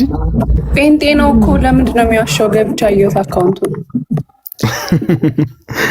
አይ ደግሞ ችግር የለውም እኮ አሁን ኑሂ ሃይማኖቱን ዋሽቶ ትምህርታዊ ነገር ጠይቆ ቢሆን ችግር የለውም። ስለ መከላከያ ነው የጠየቀው። ለየትኛው መከላከያ ነው የጠየቀው? ጋዲ ተው ወዳጄ ድምፅህን ከፍ አድርገህ። እኔ ፊቴ ይታያል፣ ሁሉ ነገር ይታያል ወዳጄ። በል እዛው ጫውራ ስለ መከላከያ ጫውራ። ቁጭ እንዳሁን ብዬ ነው እንጂ ጋዴሳ አሁን ሶሪ ፈዴ ጋዲሳ ባለፈው ከዳኒ ጋር አዲስ ቶፒክ እንዳወራባችሁ ብዬ ነው እንጂ ኢንፋንት ባፕቲዝምን ኤአይ ያወጡት ከግሪክ ባይብል ላይ ቤቢ ባፕቲዝም እና ኢንፋንት ባፕቲዝምን ኮንፈርም ላደርግላችሁ ብዬ። ለማንኛው ነው ለሌላ ጊዜ እንደሆነ ነው። እና ኦኬ ኢንፋንት ባፕቲዝምን ኤአይ ፕሪፈር ያደርገዋል ከቤቢ በልጅነት ነው በህፃንነት ነው ወይስ በኢንፋንትነት ነው የሚለውን ቹዝ የሚያደርገው ያው ኢንፋንት ነው። ከግሪክ ባይብል የተነሳ ማለት ነው። ጀስት ጊዜ ሲኖራችሁ እንድታዩት ብዬ ነው። ለማንኛው ኦኬ ፍቅሬ የተሚ ዘመዶች እየመጡ ነው። ኑሐሚን አካውንትሽ ተመለሰልሽ እንዴ? ተመለሰልኝ። ታወቀ ማንነቱ ግን? አዎ የቅርብ ሰው ነው ብለሽ እንዳይደብረን እኛ መጠንቀቅ እንዳንጀምር። አዎ ነው። የቅርብ ሰው ማለት አልገባኝም። በቃ ተው አንተ ተው በቃ በውስጥ ጠይቃት። በውስጥ ጠይቃት ፓፓ። ጋዲ ፍቅሬን አውሩት አንድ ጊዜ። ፍቅሬ አየለ ከነቸርቹ ጠይቀው ጋድ። እሺ ፍቅሬ እንኳን ደህና መጣ። አንዲት እህት ረቂቅ የምትባል ጋይስ ኢፍ አን ኢንፋንት ዳይስ ጋድ ፎርቢድስ ቢፎር ቢንግ ባፕታይዝድ ዋት ሃፕንስ የሚል አለ። በእኛ እምነት ህፃናት ለምሳሌ ሳይጠመቁ ቢሞቱም ወደ ገነት ይገባሉ ብለን ነው የምናምነው። ረቂቅ እህታችን ህፃናት ሲኦል ይገባሉ፣ ሳይጠመቁ ቢሞቱ ሲኦል ይገባሉ የሚል እምነት የለንም እኛ። እሺ ፍቅሬ እንደውም አንድ ነገር ልጨምርልሽና ምን ይደረጋል መሰለሽ በእኛ ቤተክርስቲያን እህታችን ረቂቅ ለምሳሌ ድምጽ ይሰማል አይደል? ምን ይደረጋል መሰላችሁ? ለምሳሌ አሁን ወንዶች በ40 ቀን ሴቶች በ80 ቀን የሚጠመቁትና ለምሳሌ ህፃን ልጅ ተወልዶ ገና የመጀመሪያ ቀናቶቹ ላይ ህመም ላይ አለ አይደለ? የሆነ ደዌ ያለበት የሆነ ህመም ያለበት ህፃን ከሆነ 40 ቀን የማይጠበቅም። ኦኬ ቀድሞ ራሱ በ20 ቀንም በምንም ቀድሞ ይጠመቃል። ኢቭን ሁላ ለምን ያንን ጸጋ እንዳያጡት ተብሎ ማለት ነው። ድንገት እንኳን ቢታመም ኦር የሆነ ነገር ቢያጋጥመው ቀድሞ እንዲጠመቅ ይደረጋል። ግን በእምነት ደረጃም ለምሳሌ ሳይጠመቅ ሕፃን ልጅ ገና አሁን እንደዚህ ሁሉም ሰው በዚህ ደረጃ ሬዲ ላይሆን ይችላል። የኦርቶዶክስ ቤተሰብ ልጅ ሆኖ ሳይጠመቅ ያን ቀን ሳይደርስ ለምሳሌ እግዚአብሔር ያድርገውና ቢያርፍ ወደ እግዚአብሔር እቅፍ ነው የሚሄደው። ሲኦል ይገባል ብለን አናምንም በፍጹም። ይሄን ለማለት ያክል ነው። እሺ ፍቅሬ እንኳን ደህና መጣ። እንዴት ናችሁ? ነጋዴ ነተሜ ሰላም ሁላችሁ እንዴት ናችሁ? አህለን ወሳለን። እሺ ምን እንታድርግ ወዳጅ? ጥያቄ ነበረኝ። እሺ የሐዋርያ ሥራ ምዕራፍ 2 ላይ እንግዲህ ወደ ዓለም ሂዱ፣ ወንጌልን ለፍጥረት ስበኩ፣ በአብ በወልድ በመንፈስ ቅዱስ ስም እያጠመቃችሁ ደቀ መዛሙርት አድርጓቸው ተብሎ የተነገረው የተስፋ ቃል የተጀመረበት እንደሆነ ይታወቃል። ያ ቀን ማቴዎስ 28 የሚለውን ሐሳብ ነው። ማቴዎስ 28 ላይ ያለው ሐሳብ ጅማሬ ያገኘው ዛሬ 16 ይሁን እሱም ይሁን፣ አዎ ችግር የለው። በአብ በወልድ በመንፈስ ቅዱስ የሚለው ማቴዎስ 28 ላይ ነው። ለዛ ነው ፍቅሬ ታች ላሉ ሰዎችም ግራ እንዳታጋባቸው። እሺ ቀጥል። ችግር የለም። የተጀመረው ከኢየሱስ ክርስቶስ ካረገ በኋላ በበዓለ ሃምሳ ቀን ላይ እዛ ጋር የመንፈስ ቅዱስ ጥምቀት ተጀምሯል። ማለት የታተሙበት ማለት ነው። እዛ ውስጥ ምዕራፍ 1 ስናነበው የደቀ መዛሙርቱን ስም ይዘረዝርና የሐዋርያቶቹን ይዘረዝርና 120 ነበሩ ይላል። ማርያምን ደግሞ የኢየሱስ ወንድሞችና ማርያምን ብሎ ይዘረዝራል። ማርያም ያ የመንፈስ ቅዱስ ጥምቀት የዛ ቀን ጥምቀት ማርያምን አግኝቷታል ወይ? ለምንስ ተጠመቀች? ኦኬ እመቤታችን እዛ ጋር ስፔሲፊካሊ ቦታው ላይ እንትን ብላለች ነው እንጂ ያው ሉቃስ ወንጌል ምዕራፍ 1 ላንብብልህ። መንፈስ ቅዱስ ወደ ሉቃስ ወንጌል ምዕራፍ 1 ላይ በግልጽ ያስቀምጠዋል። መንፈስ ቅዱስ ባንቺ ላይ ይመጣል የተባለው ለድንግል ማርያም መንፈስ ቅዱስ ባንቺ ላይ ይመጣል የተባለው መች ነው? ስትጸንስ ሄሎ ጸንሰሽ ከመጸነሷ ኧረ ተሜ ሄሎ ይላል ጭራሽ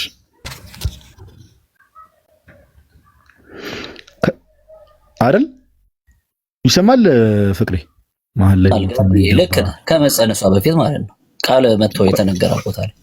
ስለዚህ መንፈስ ቅዱስ ባንቺ ላይ ይመጣል ማለት ምን ማለት ነው? መንፈስ ቅዱስ ባንቺ ላይ ይመጣል የልዑል ኃይል ይጸልልሻል፣ ያው ይጋርድሽና ትጸንሻለሽ። ኦኬ ስለዚህ መንፈስ ቅዱስን መቼ የተቀበለችው? እሺ እንትኑ ጋር ስትጸንስ ገና ከመጸነሷ በፊት ማለት ነው። የበስራቱ ጊዜ ማለት ነው። አዎ እንረዳለን። ታዲያ ስለዚህ ጥያቄ ምንድን ነው ፍቅሬ? እዛ ጋር ሐዋርያ ሥራ ምዕራፍ 2 ላይ በአብ በወልድ በመንፈስ ቅዱስ ስም አጥምቁ የተባለው የጥምቀት ስርዓት የተጀመረበት ቦታ ነው። ለምን ወረድ ብለን ስናነብ ያንን እንትን ለእንትኖቹ ሲነገር እናያለን። ቀጥሎ ለመጡት እንግዲህ ምን እናድርግ ላሉት ማለት ነው። ሐዋርያቶቹም ተጠምቀዋል በመንፈስ ቅዱስ። ከዛ ውስጥ ማርያም አንዷ ነበረች እንደነበረች ምዕራፍ 1 ላይ ይናገራል። ማርያም መጠመቅ ያስፈልጋት ለምንድን ነው? ቦታው ላይ ነበረች ግን እዛ ጋር መንፈስ ቅዱስ ቦታው ላይ ነበረች ግን እዛ ጋር መንፈስ ቅዱስ መቀበሏ እንደው ሐዋርያት ያስፈልጋቸው እንደነበረ በዛ ሰዓት ላይ በመንፈስ ቅዱስ መጠመቅ እንደሚለው በዛ ጊዜ ለሷም ነሰሰርሊ በተመሳሳይ ሁኔታ እነሱ እንደሚያስፈልጋቸው አስፈልጓት ነው የሚል ነገር የለም። ባይዘው ቦታው ላይ ነበረች ነው የሚለው አይደል? በነበሩት ሁሉ ላይ መንፈስ ቅዱስ ወረደባቸው ይላል። ታዲያ ምን ችግር አለው ቢወርድባት እንዴ? እኛ እኮ መውረዱን እኮ አልተቃወምንም። ወርዶባታል፣ ኦፍ ኮርስ ወርዶባታል። ነገር ግን እመቤታችን ቀድማም ከዛ በፊት ግን ቀደም ባነበብነው በሉቃስ ወንጌል ምዕራፍ 1 መሰረት መንፈስ ቅዱስ ባንቺ ላይ ይመጣል ተብላ መንፈስ ቅዱስን ቀድማ ተቀብላለች ነው እያልኩ ያለሁት ፍቅሬ። እዛ ጋር የተቀመጡት እንዳለ ሰዎች ማለት ነው ጋዲ ማለት የውሃ ጥምቀት ሳይወስዱ ያንን ጥምቀት መውሰድ ይችላሉ? አሁን እሺ ጥያቄ ቀየርን ነው። አይ እንትኑን ነው የምልህ። አሁን ያ የተመጣው ሐዋርያቶቹ በውሃ ስለተጠመቁ ነው። ሳይጠመቁ በመንፈስ ቅዱስ አልተጠመቁም። የእንትኑም ስርዓት አይደለም፣ የጥምቀቱም ስርዓት አይደለም። እና ማርያም በውሃ ተጠምቃለች። የውሃ ጥምቀት ለማርያም ለምን አስፈለገ?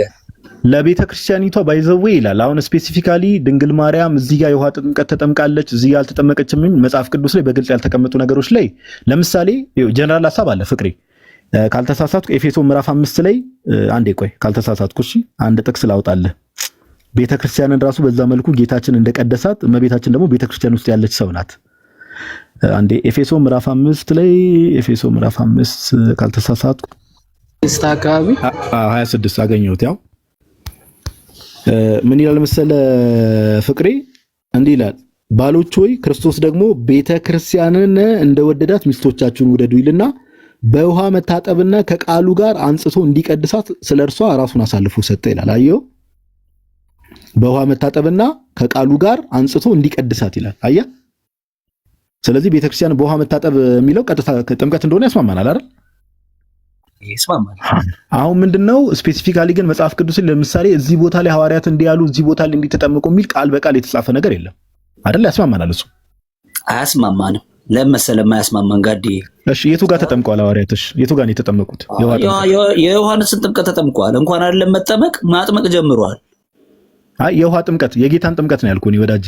የዮሐንስ ጥምቀትና የጌታ ጥምቀት ይለያያል እኮ። የጌታን ጥምቀት ሐዋርያት ምዕራፍ 2 ላይ የዛን ቀን መንፈስ ቅዱስ የወረደባቸው ጊዜ ተጠምቀዋል። ከሱም በፊት ተጠምቀዋል የሚለው ቆይሽ ዮሐንስ በውሃ አጥምቆ ነበረና እናንተ ግን ከጥቂት ቀን በኋላ በመንፈስ ቅዱስ ትጠመቃላችሁ በሚለው በተስፋ ቃል ተጠምቀዋል።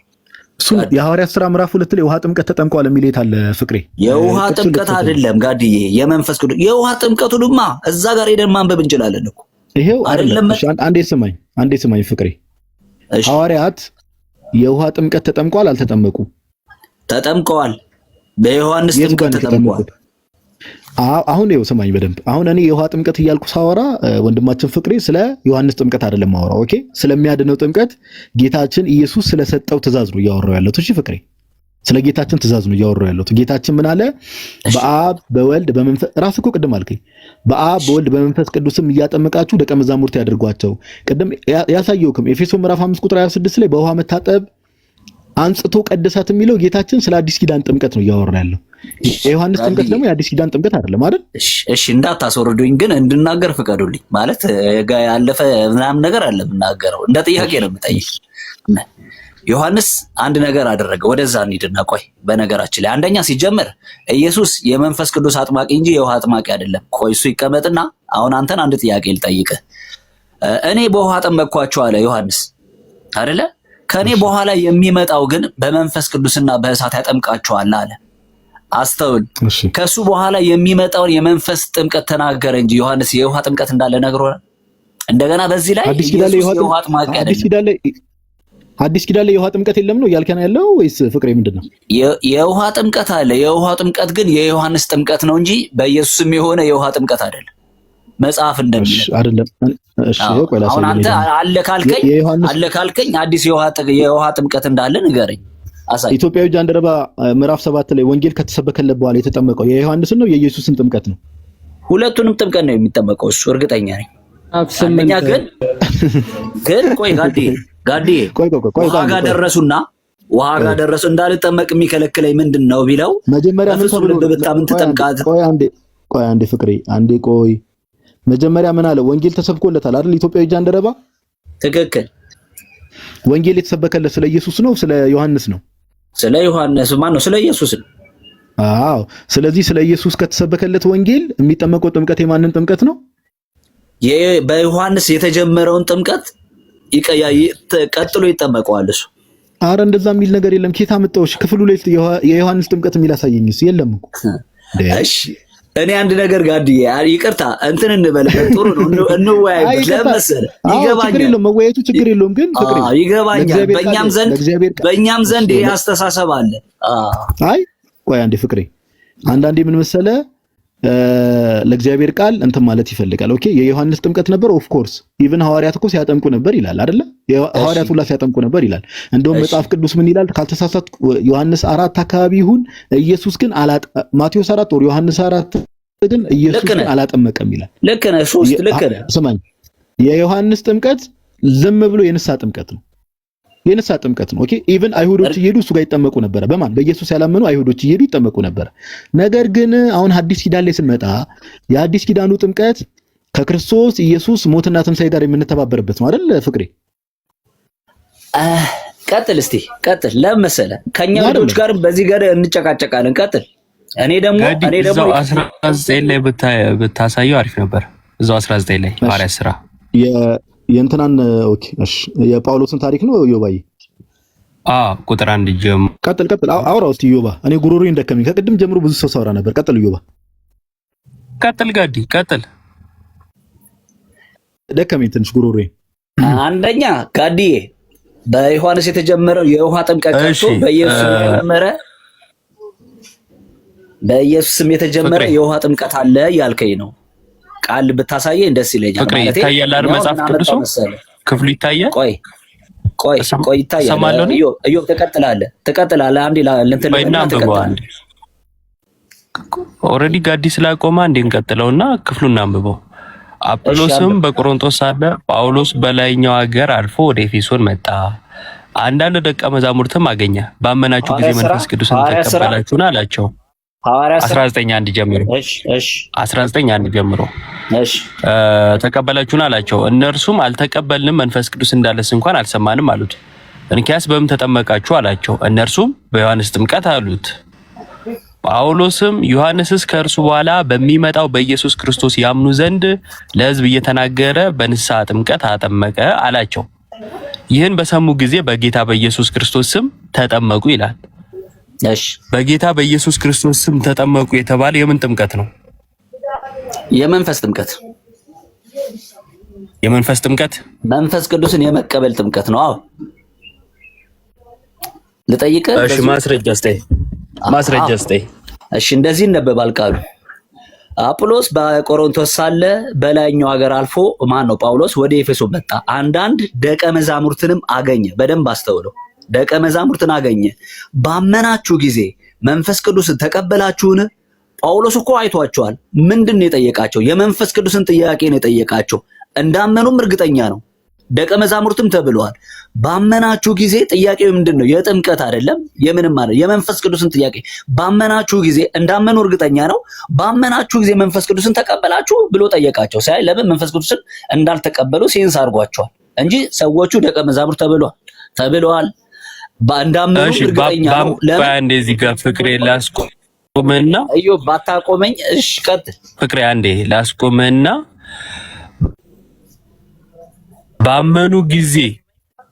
ባመኑ ጊዜ መንፈስ ቅዱስን ለምን አልተቀበሉም እኮ ጠየቃቸው። እሱ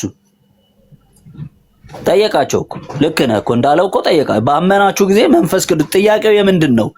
የአዲስ ለምን አልተቀበሉ ምናምን አይደለም ያለችው። ደቀ መዛሙርት ተብለዋል። እኔ አንተን እየጠየቅኩ ነው። ላግ እያረክ ነው ዮባዬ። እኔ አንተን እየጠየቅኩ ነው ወይ ጋዲ? የኔ እያበራ ነው መሰለኛ። ቀጥሉ። ላግ እያረክ ነው። ቀጥሉ። እሺ በቃ አንዴ። እሺ ወዳጄ፣ እዚህ ጋር ምን ይላል መሰለ ፍቅሬ? አሁን የተለያዩ ጥምቀቶች እንዳሉ ተመልክተናል። እዚህ ጋር የንስሐ ጥምቀት የሚለው የዮሐንስ ጥምቀት ነው አይደል? ቁጥር 4 ላይ ጳውሎስም ዮሐንስስ ከእርሱ በኋላ በሚመጣው በኢየሱስ ክርስቶስ ስም ያምኑ ዘንድ ለሕዝብ እየተናገረ በንስሐ ጥምቀት አጠመቀ አላቸው። ይሄ የንስሐ ጥምቀት የዮሐንስ ነው አይደል? ትክክል። ይህንንም በሰሙ ጊዜ በጌታ በኢየሱስ ስም ተጠመቁ ይላል አይደል? ትክክል። ስለዚህ እዚህ ጋር በመንፈስ ቅዱስ ተጠምቀዋል። የቱ ጋር? ቁጥር 5 የቱ ጋር? ይህንንም በሰሙ ጊዜ በጌታ በኢየሱስ ስም ተጠመቁ ሲባል ቁጥር 5 በስሙ ተጠመቁ። ስለዚህ በመንፈስ ቅዱስ ተጠምቀዋል እዚህ ጋር። ከዛ በኢየሱስ ስም ተጠመቁ ይልና ጳውሎስ ደግሞ እጁን ጫነባቸውና መንፈስ ቅዱስን ተቀበሉ ብሎ ይናገራል። ተጠመቁ ነው የሚለው፣ ተጠመቁ አይደለም። ተጠመቁ ነው የሚለው። ሲጠመቁ በመንፈስ ቅዱስ ተጠምቀዋል አልተጠመቁም? በጌታ በኢየሱስ ስም በዛማ ተጠምቀዋል። በኢየሱስ ስም ሲጠመቁ በመንፈስ ቅዱስ ሲጠመቁ በኢየሱስ ስም ሲጠመቁ በመንፈስ ቅዱስ ተጠምቀዋል አይደል? ትክክል። በመንፈስ ቅዱስ ከተጠመቁ ቁጥር 6 ላይ ለምንድን ነው ጳውሎስ ድጋሚ እጁን በጫነባቸው ጊዜ መንፈስ ቅዱስ ወረደባቸው የተባለው? ይኸውልህ ጋዲዬ ይሄ መልስ ነው። አሁን አላልኩም። በጣም ብዙ ከቀደም ጀምሮ ሳልተነገር እዚህ ጋር በመንፈስ ይሄን መልሳ መጀመሪያ በኢየሱስ ስም ሲጠመቁ መንፈስ ቅዱስ ከወረደባቸው በመንፈስ ቅዱስ ተጠምቀው ከሆነ ጳውሎስ ድጋሚ ከዛ በኋላ ጳውሎስም እጁን በጫነባቸው ጊዜ መንፈስ ቅዱስ ወረደባቸው ለምን ተባለ? ሰዎች ይኸውልህ በመንፈስ ቅዱስ ለመጠመቅ በኢየሱስ ስም መጠመቅ አለባቸው። መንፈስ ቅዱስ እንዲወርድባቸው በኢየሱስ ስም መጠመቅ አለባቸው። የስም ጥምቀት ይባላል ማለት እሱ ነው። ምንድነው በኢየሱስ ስም መጠመቅ? ምን አይነት ጥምቀት ነው? የስም ጥምቀት ነው ማለት ምን ማለት ነው? የስም ጥምቀት አሁን ምን ማለት ነው? የስም በኢየሱስ ስም መጠመቅ ማለት በስሙ መነከር፣ በስሙ መሞላት፣ ስሙን መታመኛ አድርጎ መቀበል። ለምን መሰል እንደዚህ የምልህ? እሺ እንደዚህ ይላል። አሁን አንተ ጠየቀኝ። ቆይ በስሙ መነከር በስሙ መነከር ስሙን ይኸውልህ፣ ስሙ በስሙ መንፈስ በሆነው ስሙ መታመን፣ መደገፍ፣ መመካት ምን ብዬ ልንገርህ? አረ ፍቅሬ እሺ፣ አረ ፓፓ አታስቀኝ። ለምን ትስቃለህ? ግድ የለም ሳቅ። በስሙ መነከር ምን ማለት ነው? እሺ መንፈሳዊ ጥምቀት ነው ጋዲ። ለምን መሰለህ እንደዚህ የምልህ? ቆይ ለምን መሰለህ ምን ማለት ነው? በስሙ መነከር ምን ማለት ነው? የስም ጥምቀት የሚባል አለ። የስም ጥምቀት የሚባል አለ። መንፈሳዊ ፍቅሬ ይበቃል።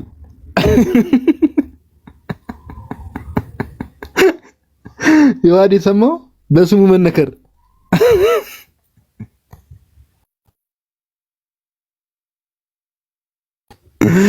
ወይኔ በዳ ኧረ ተሚ አንተ ችግር አለበት። ሲጀመር ከሰው ጋር የምታጣላኝ አንተ ነው ፓፓ።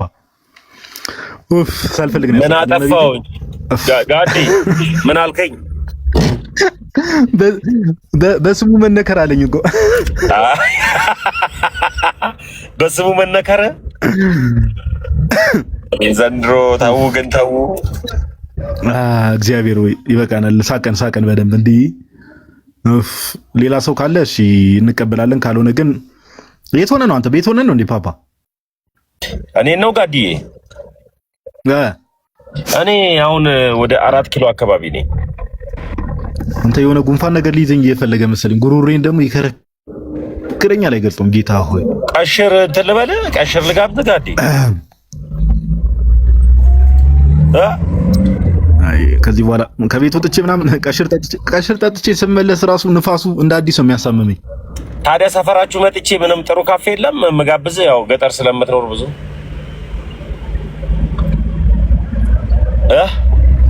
ጋዲ አንቺ ጭስ አዲስ ሰፈር ገጠር ሆነ። ከቦሌ 10 ደቂቃ ርቀት ላይ ያለ መንገድ ገጠር ሆነ። ጋዲሳ የወዳ ተመስጠሜ ሰላም ናችሁ? እንዴት ናችሁ? ውሃ ነገር ጠጣ ጋዲሳ። ውሃ ነገር ትንሽ ወሰድ አድርግ። ውሃ አሪፍ ነው ለጉሮሮ። ጉንፋን ነገር እኮ ነው። አይ ከባድ ነው።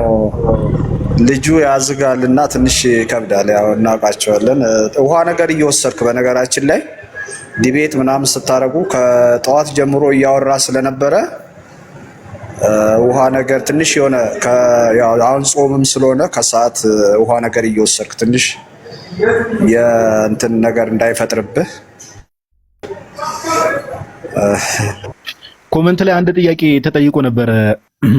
ቀደም የጠየቀችው እህታችን ናት። አሁንም ረቂቅ ፕሊዝ ኤክስፕሌን ዩር ፖይንት ሶ ኢዝ ዜር ኤ ዲፍረንስ ቢትዊን ዘ ባፕቲዝም ኦፍ ጆን ኤንድ አዘር? አዎ ምን መሰለሽ እህታችን ረቂቅ፣ ታችላላችሁ ሰዎችም የዮሐንስ ጥምቀት የሚባል አለ። የዮሐንስ ጥምቀት ማለት የንስሐ ጥምቀት። ስለ አዲስ ኪዳን ጥምቀት ስናወራ አሁን እኛ የምንጠመቀው ጥምቀት የጌታችን ኢየሱስ ክርስቶስ ያዘዘው ጥምቀት ነው። ይለያል። የጌታችን ኢየሱስ ክርስቶስ ያዘዘው ጥምቀት ይሄ ምን ማለት ነው?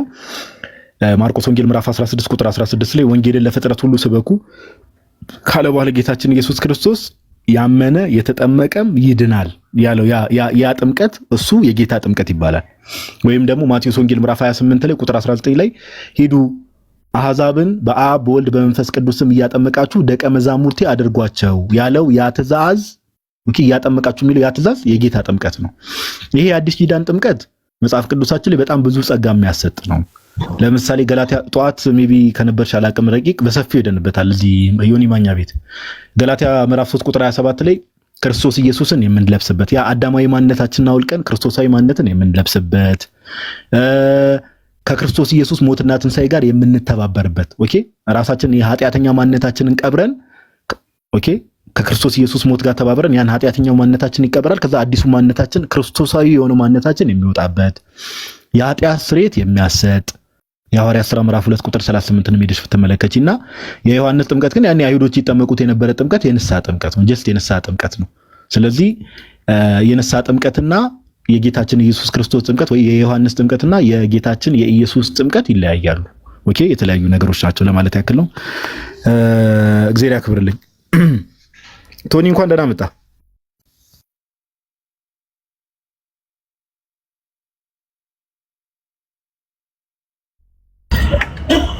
ጋዲዬ የኔ አባት ብሮስኪ ታዲያ ወደ እናንተ ሰፈር በመጣበት ነገር ነበረኝ። ነገ ጋብዛለሁ። ቀሽር ከጾም በኋላ ከቅዳሴ በኋላ ችግር የለውም ፓፓ። እስቲ ወጥቼ አንተ ቀን ላይ ደህና ነበርኩ። ቅድም እኮ ከህይወት ጋርም ስልክ ስናወራ ነበር። አሁን ግን እየዘጋኝ መጣ ጭራሽ ሙሉ ለሙሉ ታውቃለህ።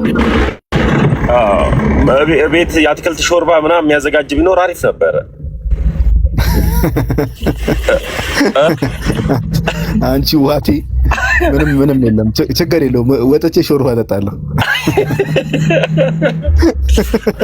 ወደ ታዲያ አዘኝ የለ እኮ እረዳለሁ። አመሰግናለሁ ለሀዘን። ይሄ ነው። ለማንኛውም እግዚአብሔር ያክብርልን። ሁላችሁንም እንኳን ደህና መጣችሁ። ጥያቄ የሌለው ሰው ከሌለ ጋዲ እንዝጋው። በቃ ፍትሃት አንድ ኮሜንት አለ። ኮሜንቱን ፕሊዝ ኤክስፕሌን አባውት ፍትሃት የሚል ነገር አለ። ምንድነው? ከዛ እነ ቶኒ ምናምን የሚያወሩት ነገር ካለ እንትን ይበሉና ተሜ ትዘጋዋለህ። ጀሩሳሌም የሚሉ ዩዘር ኔም ነውና ፍትሃት ማለት ያው ጸሎት። አንድ ነገር ሁሌም የምንናገረው ነገር አለ። አንድ ማወቅ ያለባችሁ ነገር ኦኬ፣ አጠር ባለ መልኩ አድሬስ ለማድረግ ለሞከር። ፍትሃት ማለት ቤተክርስቲያን ልጆቿ ከዚህ ምድር በስጋ ሲለዩ ጸሎት ታደርጋለች። ኦኬ፣ ጸሎት ታደርጋለች።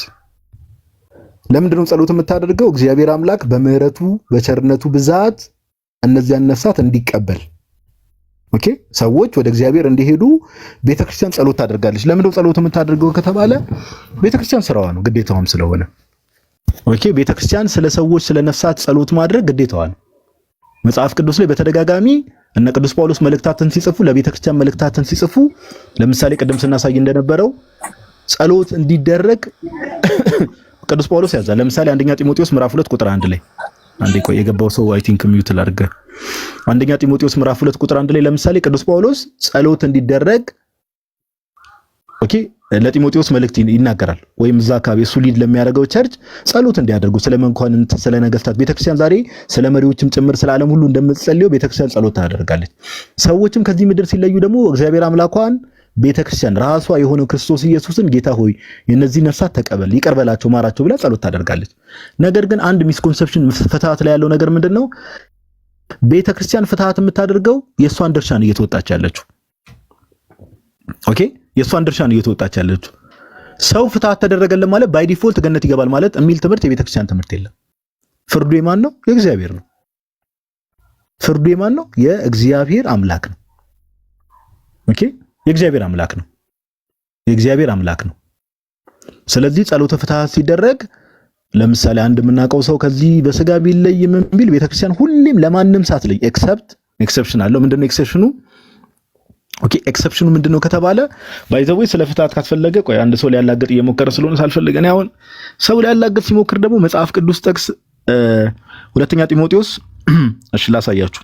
ጳውሎስ ራሱ ለሞተ ሰው እሺ እንግዲህ ሳልፈልግ አንድ ያላገጥከው ሰው እዚህ ጋር ማስተዋል የሚል ዩዘር ኔም መጽሐፍ ቅዱስ እንድከፍት ገፋፋኝ ትላለህ። እሺ ቀደም ያልኳችሁ ነገር እንዳትረሱ አንዴ ሰመራይዝ ላድርገው። ቤተክርስቲያን ማንም ሰው በስጋ ከዚህ ዓለም ሲለይ ጸሎት ታደርጋለች። ቤተክርስቲያን ድርሻዋ ጸሎት ማድረግ ነው። ስለ ልጆቿ ኦኬ፣ ስለ ህብረቱ ጸሎት ማድረግ፣ ዓለም ላይ ስላሉ ሰዎች ቤተክርስቲያን ሁሌም ጸሎት ማድረግ፣ ቅዳሴ ላይ ሄዶ አቴ እንደሚያደርግ ሰው በቃ ሁሌ ጸሎት ታደርጋለች ቤተክርስቲያን። ነገር ግን ፍርዱ የማን ነው? የእግዚአብሔር። እግዚአብሔር አምላክ ቤተክርስቲያን ጸሎት ታደርጋለች። የዚያን ሰው ነፍስ መማርና ለመማር ግን ማን ነው? ድርሻ የማን ነው? የእግዚአብሔር አምላክ። አንድ ኤክሰፕሽን አለ። እሱም ኤክሰፕሽን ምንድነው ከተባለ ፍትሃት ወይም ጸሎት የማይደረገው ራሱን ላጠፋ ሰው ቤተክርስቲያን ጸሎት አታደርግም፣ ፍትሃት አታደርግም። ለምን? ሌሎች ሰዎችን ኢንከሬጅ ማድረግ ነው ብላ ስለምታስብ። ኦኬ፣ ራስን ማጥፋት ትልቅ ኃጢአት ነው ባይ ኢትሰልፍ፣ የሱሳይድ የምንለው ነገር። ቤተክርስቲያን ደግሞ ለእንደዚህ አይነት ሰዎች ጸሎት አታደርግም። ለምን?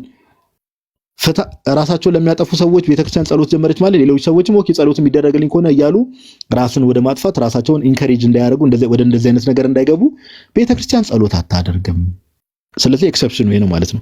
አንድ ግን መጽሐፍ ቅዱስ ላይ አንድ ጥቅስ ላሳያችሁ። ሁለተኛ ጢሞቴዎስ ምዕራፍ 1 ላይ ቅዱስ ጳውሎስ ኦኬ፣ ሁለተኛ ጢሞቴዎስ ምዕራፍ 1 ላይ ቅዱስ ጳውሎስ እንደዚህ ይላል። ኦኬ፣ ከቁጥር 15 ጀምሮ ላንብብላችሁ፣ በደንብ አዳምጡ። ሁለተኛ ጢሞቴዎስ ምዕራፍ 1 ከቁጥር 15 ጀምሮ በእስያ ያሉት ሁሉ ከኔ ፈቀቅ እንዳሉ ታውቃለህ ይልና ከእነርሱም ፈሎጎስና ሄርዋጊኔስ ናቸው ካለ በኋላ አንድ ይቀጥላል። እሺ እንደዚህ ይላል፣ በደንብ አስተውሉ። ጌታ ለሄኔሲፎሩ ቤተሰቦች ምህረትን ይስጥ ብዙ ጊዜ አሳርፎኛልና ይላል። በደንብ አስተውሉ። ጌታ ለሄኔሲፎሩ ቤተሰቦች ምህረትን ይስጥ ብዙ ጊዜ አሳርፎኛል። ቁጥር 17 ላይ በሰንሰለቴም አላፈረበትም፣ ነገር ግን በሮሜ ባደረ ጊዜ ፈልጎ አገኘኝ ካለ በኋላ በዚያን ቀን ከጌታ ምህረትን እንዲያገኝ ጌታ ይስጠው። በኤፌሶንም እንዴት እንዳገለግልኝ አንተ በደህና ታውቃለህ ይላል። አያችሁ ቅዱስ ጳውሎስ ባይዘው ጸሎት እያደረገ ነው ለሞተ ሰው። ማን ሄኔሲፎሩ የሚባለው ሰው ባይዘው ከኛ ቤተክርስቲያን ወተን ራሱ ኢቭን 10 የፕሮቴስታንት ስኮላር ማቅረብ እንችላለን እዚህ ጉዳይ ላይ 10 የፕሮቴስታንት ስኮላር።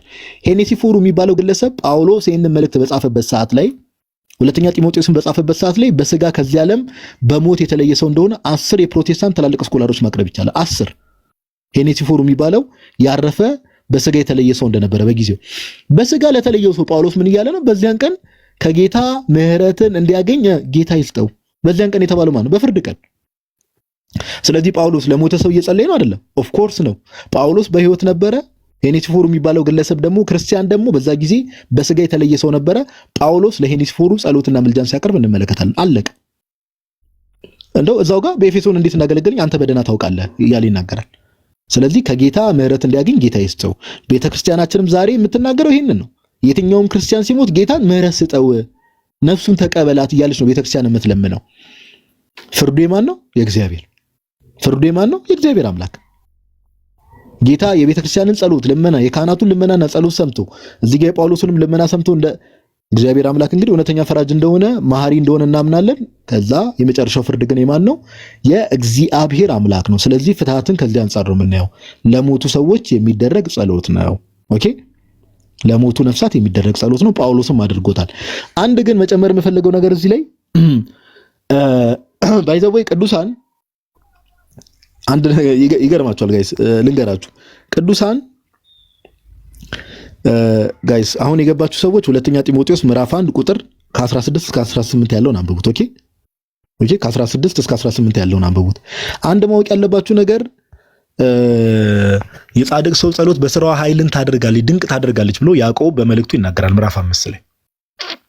ኦኬ ምዕራፍ 5 ላይ ኦኬ እሱ ከሌላ ቶፒክ ጋር ሊገናኝ ይችላል። ኤኒዌይስ ምንድነው ቤተክርስቲያን ይሄ እምነት ስላላት ኦኬ እምነት ስላላት እግዚአብሔር አምላክ መሐሪ ይቅር ባይ እንደሆነ ስለምታመን ስለ ልጆቿ ጸሎትና ምልጃን ታቀርባለች። ስለ ሞቱ ነፍሳት ሁሌም ትጸልያለች። ኦኬ ጌታ ሆይ በምህረት ተቀበላቸው እያለች ትጸልያለች። የመጨረሻው ፍርድ ግን የእግዚአብሔር አምላክ ነው። ጳውሎስ እንዳደረገው ቤተክርስቲያናችን ታላቁ ሐዋርያ ቅዱስ ጳውሎስ እንዳደረገው እኛም የቅዱስ ጳውሎስ ልጆች እንደመሆናችን ቤተክርስቲያናችንም ደግሞ የነ ቅዱስ ጳውሎስ ቤተክርስቲያን እንደመሆኗ ዛሬም ድረስ ቤተክርስቲያን ይህን ነገር ታደርጋለች። ስለ ሞቱ ነፍሳት ደግሞ ጸሎት ለምን ይደረጋል ብሎ የሚናደደው ማን ብቻ ነው? ሰይጣን ብቻ ነው። ኦኬ ሰይጣን ብቻ ነው። ስለ ሞቱ ነፍሳት ለምን ጸሎት ይቀርባል ብሎ የሚናደደው ሰይጣን ነው። ነፍሳት ከኔ ሊወሰዱ ነው ብሎ ሊናደድ የሚችለው ሰይጣን ነው። ለምን ስለ ሰው ጸሎት ተደረገ ብሎ የሚናደደው ሰይጣን ነውና ሁለተኛ ጢሞቴዎስ ምዕራፍ 1 ከቁጥር 16 እስከ 18 ያለውን ጥቅሱን መያዝ ትችላላችሁ። ኦቨርኦል ያለው ሐሳብ ግን ይሄ ነው። እህታችን ጀሩሳሌም አይ ቲንክ በተወሰነ መልኩ በተቻለኛ አቅም ተብራርቶልሻል ብዬ አስባለሁና እግዚአብሔር ያክብርልኝ። የገቡ ወንድሞች ሰላም ይበሉና ተሚም ሊዘጋ ያሰበ ነው መሰለኝ። አምናሹር እሺ፣ እግዚአብሔር ያክብርልን። ተሚዬ አመሰግናለሁ። ሰላም ብያለሁ። ቶኒም ብሬም ሰላም ብያለሁ። ሰላም ጋዲ፣ ሰላማችሁ ይብዛ ሁላችሁም። የዋደ ተሚ ሁላችሁም ሰላማችሁ ይብዛ። ቴንክ ዩ። ሰላም ነው ጋዲ። እግዚአብሔር ይመስገን። እኔ በጣም ደህና ነኝ ወዳጄ፣ እንኳን ደህና መጣ። ለእግዚአብሔር ይመስገን። እንኳን ደህና ቆያችሁ። የበረታ ነው ጾም ምናምን እንዴት ይዟል? ጾም በጣም አሪፍ ነው፣ ደስ ይላል በጣም እግዚአብሔር ይመስገን። ሁሉ ሰላም ነው። ይሄ ስንተኛ አብይ ጾም ነው? ሁለተኛ ነው? ሁለተኛ። አብይ ጾም ባይዘው በጣም ደስ የሚል ጾም ነው። በጣም ደስ የሚል ለነፍሳችን ምግብ የሆነ ጾም ነው። ለተጠቀምበት በጣም ደስ ይላልና በርታቶንዬ፣ እግዚአብሔር ካንተ ጋር ይሁን በነገር ሁሉ ወዳጄ። አሜን። እግዚአብሔር ይማርህ አንተ። አሜን አሜን። ገና እየጀመረኝ ነው። ቆይ በደንብ ሲብስብኝ እግዚአብሔር ይማረህ ትለኛለህ። ኧረ አንዴ ከዛሬ አያልፍ እንጂ አይ ሰቀል ነው። አይ ኖርማል ጉንፋን ያጋጥማል። ጸልዩለት ለነገ ትምህርታችን ሊትቀር ነው አሞኛል ብሎ በእርግጥ ነገ እንኳን ዮኒም ነገ 1-2 ቀን አይ ቲንክ የሆነ ፐርሰናል ነገር አለበት መሰለኝ 1-2 ቀን መሀል ላይ እንረፍ አይነት ነገር ስላለ እኛ ግን ቤታችንን እንከፍታለን። ነገ መክፈታችን አይቀርም እንደ እግዚአብሔር ፍቃድ። አራ ከፈቱ ነገ ነው እንደ የእንትና ያኬ ትምህርት ነገ ነው መሰለኝ። ያኬ ማታ ነው ሜቢ እንደዚሁ ታሜ እንደከፈተበት ሰዓት ላይ 11 ሰዓት አካባቢ ቀን ላይ ምናምን ነገር እንማማራለን ከፍተን። ጾም ላይ ይሻላል ሰው ዝም ብሎ እዚህ እዛ እያለ እንትና ላይ ቺት አደረገ እንትና ላይ እንትና አምባሳደር ሆነ እንትና አምባሳደር ሆነች እንትና ይሄን ያህል ብር አገኘ የሚለው ነገር ሰው ከሚሰማ የእግዚአብሔር ቃል ይሻላል። የእግዚአብሔር ቃል ይሻላልና እንደዛ ለማለት ያክል ነው። ሰላም ጋዲ እንዴት ናችሁ ሰዎች? ከበጀሙ አከም ጅርቱ ነገና ጅርቱ ተምዬ የዋዴ ተምሪ እንዴት ናችሁ? ሁላችሁም በዛ ብሎን ቶኒ ሁላችሁንም ሰላም ብያለሁ ሰዎች። መምህር እንኳን ደህና መጡ። ሰላም ብያለሁ። እንኳን ደህና ቆያችሁ። እንዴት አላችሁ? ቤተክርስቲያን ሆነ ቲክቶክ አትጠቀም ብያል ነበር። አንቺኮ የለሽም እኮ አላልኩ ባይሆን ማለት ነው። ጋዲ ወይ የት ነው ይሄ ቤተክርስቲያን ታውቀዋለህ?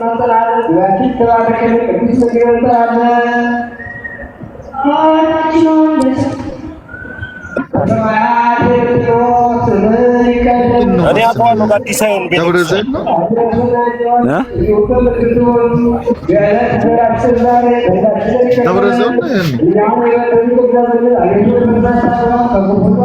አላወቀውም። እኔ አውቀዋለሁ። ይሄን ቤተክርስቲያን በጣም ነው የሚያምረው። ኧረ አሁን ነው ያየሁት። እስኪ ዞር አድርገዋ ፓፓ። እሺ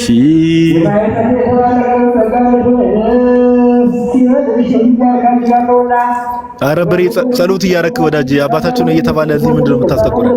ከጀርባ ነው ያለው ተባ እንደዛ አስጠቁሮ ጋዲ። አረ ጋዲ ይችላል። አረ ዝጋና አባታችን ነው ይበል። ጨረስ እኮ ነው። አይ ታቤን ጋዲን እንትን ትላለህ ጋር ታሜ እኔ ላውቀው አልቻልኩም እውነት ለማውራት።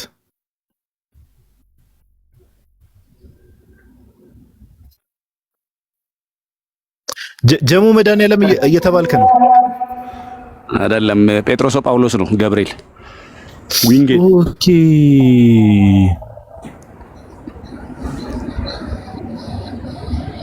አሁን የሚያምረው ባይዘው ቤተክርስቲያናችን ታች ያላችሁ ሰዎች እንድታውቁ ባይዘው ጋዲያው መንግስት ሰማያት የሚገባው ማን ነው? መምህር ብርሃኑ ነው። እኔ ነኝ። አሁን እሱ እያስቀደሰ እኛ እየሰራነው ኃጢአታችን። ኧረ እሱ በዚህ ሰዓት እንደ በዛ ብሎ ነው ምን እንትን ነው? እኛ ጋር እኮ 12 ሰዓት ሆኗል።